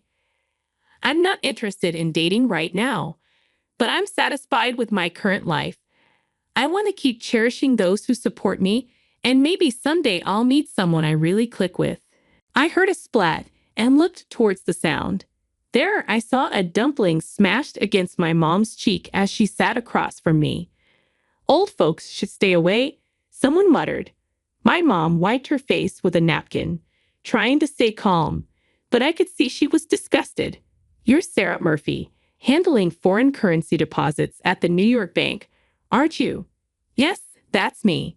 You don't seem to have dementia. Keeping up part-time work, right? I'll remember you until tomorrow, my mom said. Then she quietly stood up and walked away quickly. I followed her. My name is Jessica Jones. I'm 29 years old and work in an office. Since graduating from college, I dedicated myself to my job and didn't date much. But a few months ago, I got a boyfriend named Charlie. He's the same age as me and works as a banker. A colleague introduced us. Charlie is nice, gentle, and polite to everyone, which made me feel comfortable with him.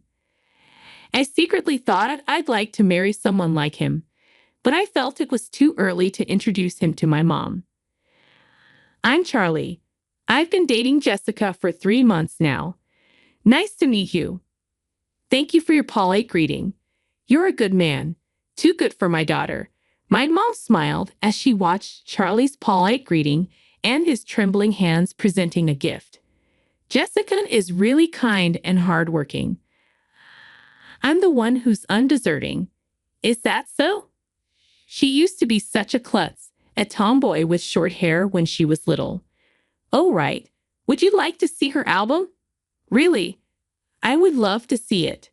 Wait a moment, Mom. My mom welcomed Charlie, and the 3 of us had a delightful dinner that day. After that, Charlie and I often visited my mom's house together. My dad passed away when I was little, and my mom raised me as a single parent. Your happiness is my happiness, Jessica. Thank you for introducing Charlie to me, she would say, genuinely happy for my well-being.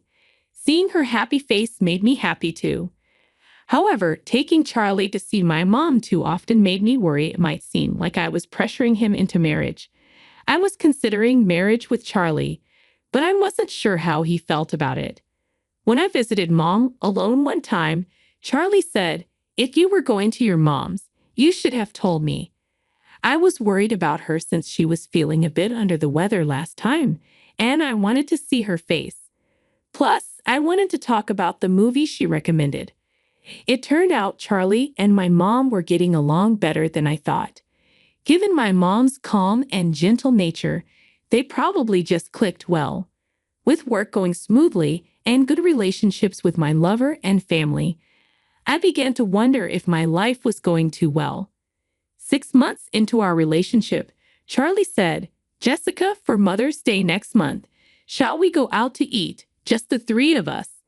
There's a place I want to take you both.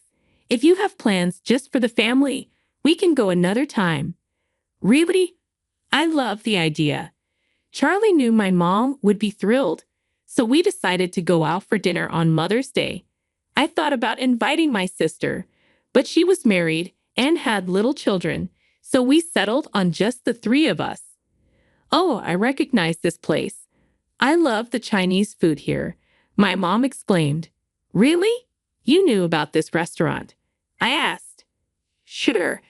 I used to come here often. But Charlie, you really know my taste, finding a place I like. Charlie blushed at the compliment. Having never been to this restaurant, I followed Charlie and my mom's lead. The restaurant was adorned with chandeliers and large lanterns, showcasing luxurious decorations. A waiter stood tall next to a large swivel table. I realized this was a high-end Chinese restaurant.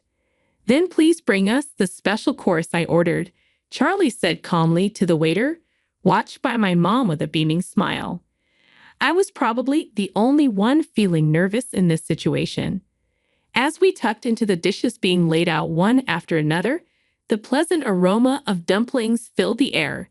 Then from behind me, A high-pitched woman's voice rang out. Right? What are you doing here? You are Sarah. Charlie's face turned pale in an instant. I turned around to see a smirking woman standing with her arms crossed. So you left our bank and had the nerve to come here. You must have settled for a small regional bank. Huh? Can you even afford this? She sneered. Charlie stopped his chopsticks and looked down slightly. That's none of your concern, Sarah. Besides, we are in the middle of a precious dinner, so please stop. His voice trembled slightly. My apologies for interrupting your precious dinner, Sarah said, scrutinizing my mom and me with a lingering look. I met her gaze. Excuse me, may I ask who you are? I said. Sarah laughed again. I'm Sarah Murphy, a former supervisor of Charlie at New York Bank. She seemed to take pride in her association with her workplace. Oh, New York Bank, as in the major one. My mom looked at Sarah with surprise, which was understandable since New York Bank is one of the biggest banks. Working there implied a high level of prestige. As we were struck dumb, Sarah let out a derisive laugh. Look at you. Amazed just because I work at New York Bank. How low have you fallen to dying with such a poor family? When Sarah said that, Charlie, who usually speaks slowly, spoke louder. How can you say such things to my loved ones? You should take back your words. Sarah continued to snicker even as Charlie grew angry. I tried to calm Charlie down for the moment. It was the first time I heard of Charlie working at New York Bank, but I knew he had changed jobs due to harassment from a superior at his previous bank. He had been pursued by a married woman who was his mentor at the bank where he first worked. When Charlie firmly rejected her advances, she started to blame him for her mistakes and even deliberately lost documents he was responsible for, subjecting him to severe bullying. Eventually, Charlie couldn't endure the harassment and resigned. This is the woman who was Charlie's mentor, I thought. So you're the one who drove Charlie to resign. What are you talking about? I just honestly reported to the boss that Charlie couldn't do his job. Sarah replied, I was merely fulfilling my duties as the mentor for dropouts. Sarah sneered. You were just his new employee mentor, but you were very close to him. I countered. My words made Sarah pause. She realized Charlie had told me everything. Then she blinked and furrowed her brow. Who are you talking to? I'm a different class of person from you people. How are we different in class? I asked. We are entirely different, she said. An elite like me, working in the foreign currency deposit department of a major bank, versus a man who has dropped out of the elite and works hard all his life for little pay, a woman working for some dirty small to medium enterprise, and an old hag who works part-time. And not someone you can casually chat with. Sarah's harsh words made my jaw clench and my teeth grind. She looked at us and laughed heartily. I feel sick sharing a meal in the same place as you. I'll forgive Charlie for old time's sake, but can this low-class family leave now? I was at my breaking point and almost slammed my napkin on the table, but my mom stopped me. We will leave once we finish our meal. Please go back to your seat without minding us. Your food will get cold. Looking at her table, I noticed only one set of dishes laid out. My mom's words implied, eat alone and be miserable. Considering the conversation over, we turned back to our table and picked up our chopsticks again. Then, out of the corner of my eye, I saw a shadow hastily reaching for a plate. You guys are a burden on society. The next moment, I heard a splat. Turning towards the sound, I saw a smashed dumpling sticking to my mom's cheek. Old hags and poor folks should stay away. Hey, how terrible. How could you do that? I yelled. Are you okay, Mom? I'm so sorry. Charlie was about to call the restaurant staff when my mom stopped him. It's not right to throw food, especially something so hot. While she wiped her face with a napkin, trying to remain calm, her expression was full of disgust. Sarah laughed loudly at this sight. Let's just leave. This meal is ruined anyway. You're Sarah Murphy from New York Bank, handling foreign currency deposits, right? That's correct. It seems you don't have to worry about dementia yet. Keep up the part-time work. Sure, I will remember you well until tomorrow. After saying that, my mom silently stood up and walked away briskly, her cheek red. We decided to stop by a doctor for treatment on our way home. Charlie apologized many times for the day's events, but my mom, with a smile, said, "It's not your fault, Charlie. No need to apologize anymore," and she forgave him generously. I was curious about my mom's words, but their meaning became clear the next day. While I was at work taking my lunch break, I received a call from Charlie. He usually didn't call during the day. Thinking something must have happened, I quickly answered, and Charlie's voice was trembling. "Who the hell is your mom? What are you talking about?" I asked. "I received a strange call this morning. The content was bizarre, but it seems my seniors already know about it." Charlie was panicking. His thoughts jumbled as he spoke. Unable to understand what Charlie was trying to say in his panic, I decided to listen to his story after work. We decided that if it involved my mom, we would talk about it with her as well, so we headed to my mom's house. "Hi, Jessica." "Charlie, what is it?" "Craving my baked potato again." "Baked potato? I love those, but no, that's not why we're here. Was it you who called my bank expressing interest in doing business?" "Really? Is that true, Mom?" While tying her apron, my mom smiled mischievously. "That's right. I'd like to do business with your bank from now on, my dear banker."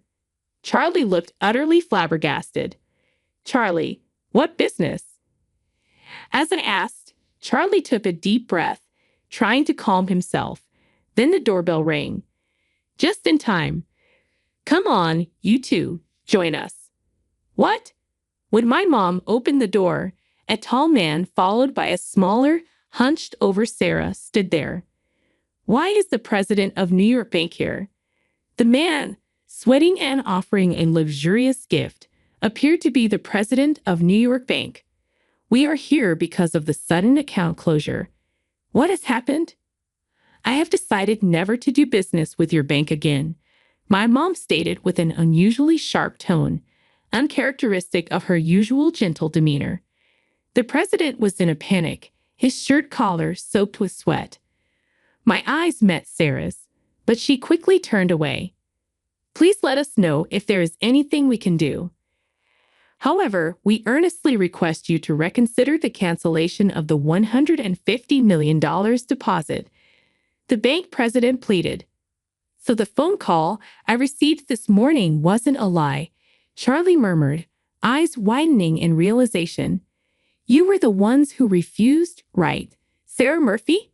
You said our classes as people are different, that you feel sick being in the same space as someone lower class like me, right? Then you wouldn't want to hold on to my money either." "That's not what I meant."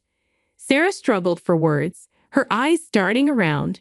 The bank president turned sharply towards her. "Did you say that? Do you not know who this woman is? She is Carol Jones, one of the top 3 investors in the USA. A legendary figure indeed."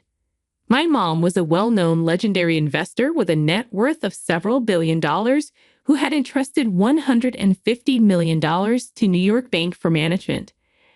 However, due to the incident with Sarah, she decided to cancel this deposit. Realizing the gravity of her actions, Sarah trembled. "What are you doing? Apologize to her," the president demanded. "I am truly sorry," Sarah said, her voice shaking. My mom watched them apologize with quiet disdain. "No, I will not forgive you. As I have already decided and mentioned on the phone, please transfer my deposit to the designated bank by the end of this month." "I am so sorry. Please, I beg you to reconsider. I didn't know who you were and was rude, but such an incident will never happen again. If you judge people by their appearance and act so rudely towards them, then I can't trust you." my mom replied sharply. Sarah swallowed hard at my mom's words, collapsing to her knees. Please, I'm really sorry. I was astonished to see two adults, Sarah and the president in suits, apologizing profusely to my mom. However, my mom did not nod in agreement. Sarah, realizing she was not forgiven, looked up and then made eye contact with me and Charlie. She crawled over. What are you doing? I asked. Jessica, Charlie, I'm so sorry. Please forgive my rudeness. Sarah continued to apologize loudly, dripping with sweat. Then she gave a creepy smile and started talking to us. I never thought Charlie would be dating such a high-class daughter. You were something. Birds of a feather flocked together. Charlie's brows furrowed naturally upon hearing Sarah's words. The president then asked, Excuse me, do Charlie and Sarah know each other? Sarah visibly paled at the president's question. Charlie clenched his fists tightly and took a deep breath. Yes, I used to work at New York Bank a few years ago. Sarah here was my new employee mentor. Is that so? Well, if you're interested, would you consider working at New York Bank again? We can certainly offer you a very good position, the president suggested to Charlie with a smile. After a brief silence, Charlie looked straight at the president and said, No, thank you. I don't want to be one of the mentors forced into affairs, and I will never return to New York Bank, where it is common for junior employees to take responsibility for their boss's mistakes. Forced into affairs, taking the fall for mistakes. Sarah, can you explain this? The president's face turned red as Sarah turned deathly pale. Well, she stammered. Do you realize what would happen to our bank if this comes to light? The president's concern wasn't just about the bank. His anger was different from that of a boss scolding his employee. It was a look of contempt and sadness directed at Sarah. Excuse me if I'm mistaken, but could it be that you, the president, also have something with Sarah? I asked. The president looked down quietly, and then drops of water, different from sweat, fell to the floor. You said I was the one you were meant to be with. We are both married, but it was just that we met too late. Could it really be?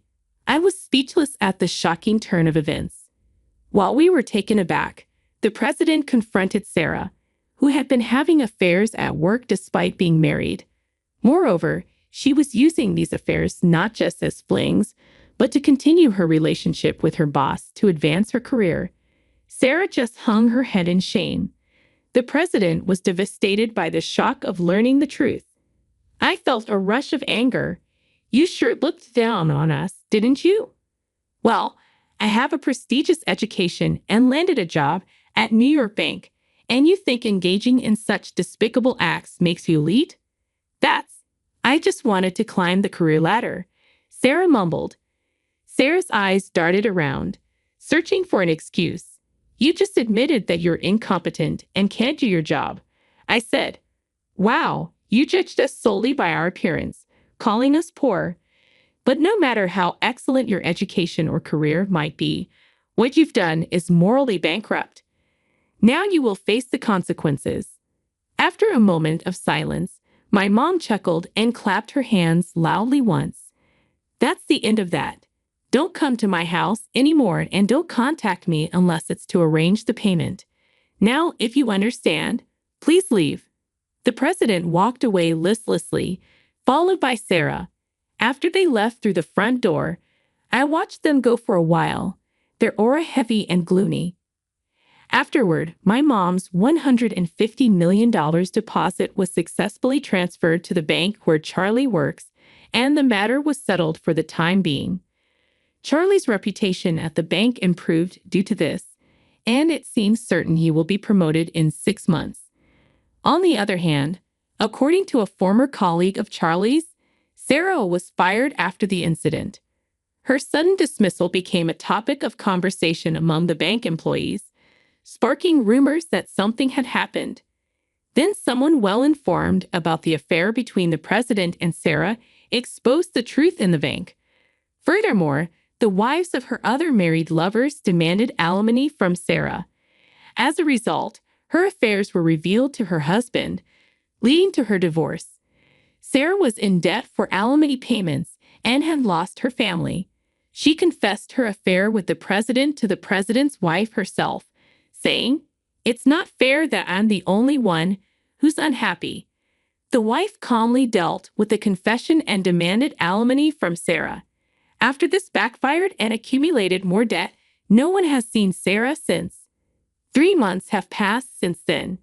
This Chinese food is always so delicious, but it would have been nice to make up for Mother's Day after all. Paul, Charlie, and Jessica weren't at fault, but we couldn't finish the meal that time.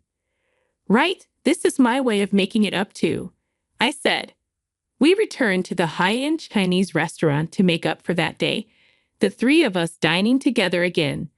We just hoped for more peaceful days like these. By the way, Charlie, even if you and Jessica break up, I have no intention of changing the person in charge of my deposit. I dislike relationships where love isn't judged fairly. Hey, Mom, what are you talking about? We're not held together by convenience. If we break up, it'll be clean and clear, right? Charlie's face turned red, even though he hadn't drunk any alcohol. I vow this. Unless Jessica dislikes me, we won't separate. Right, Charlie, you are passionate just like Jessica's dad when he was young. As I listened to this conversation, I looked in the mirror decorating the restaurant and saw my face had turned the same color as Charlie's, even though I hadn't drunk any alcohol.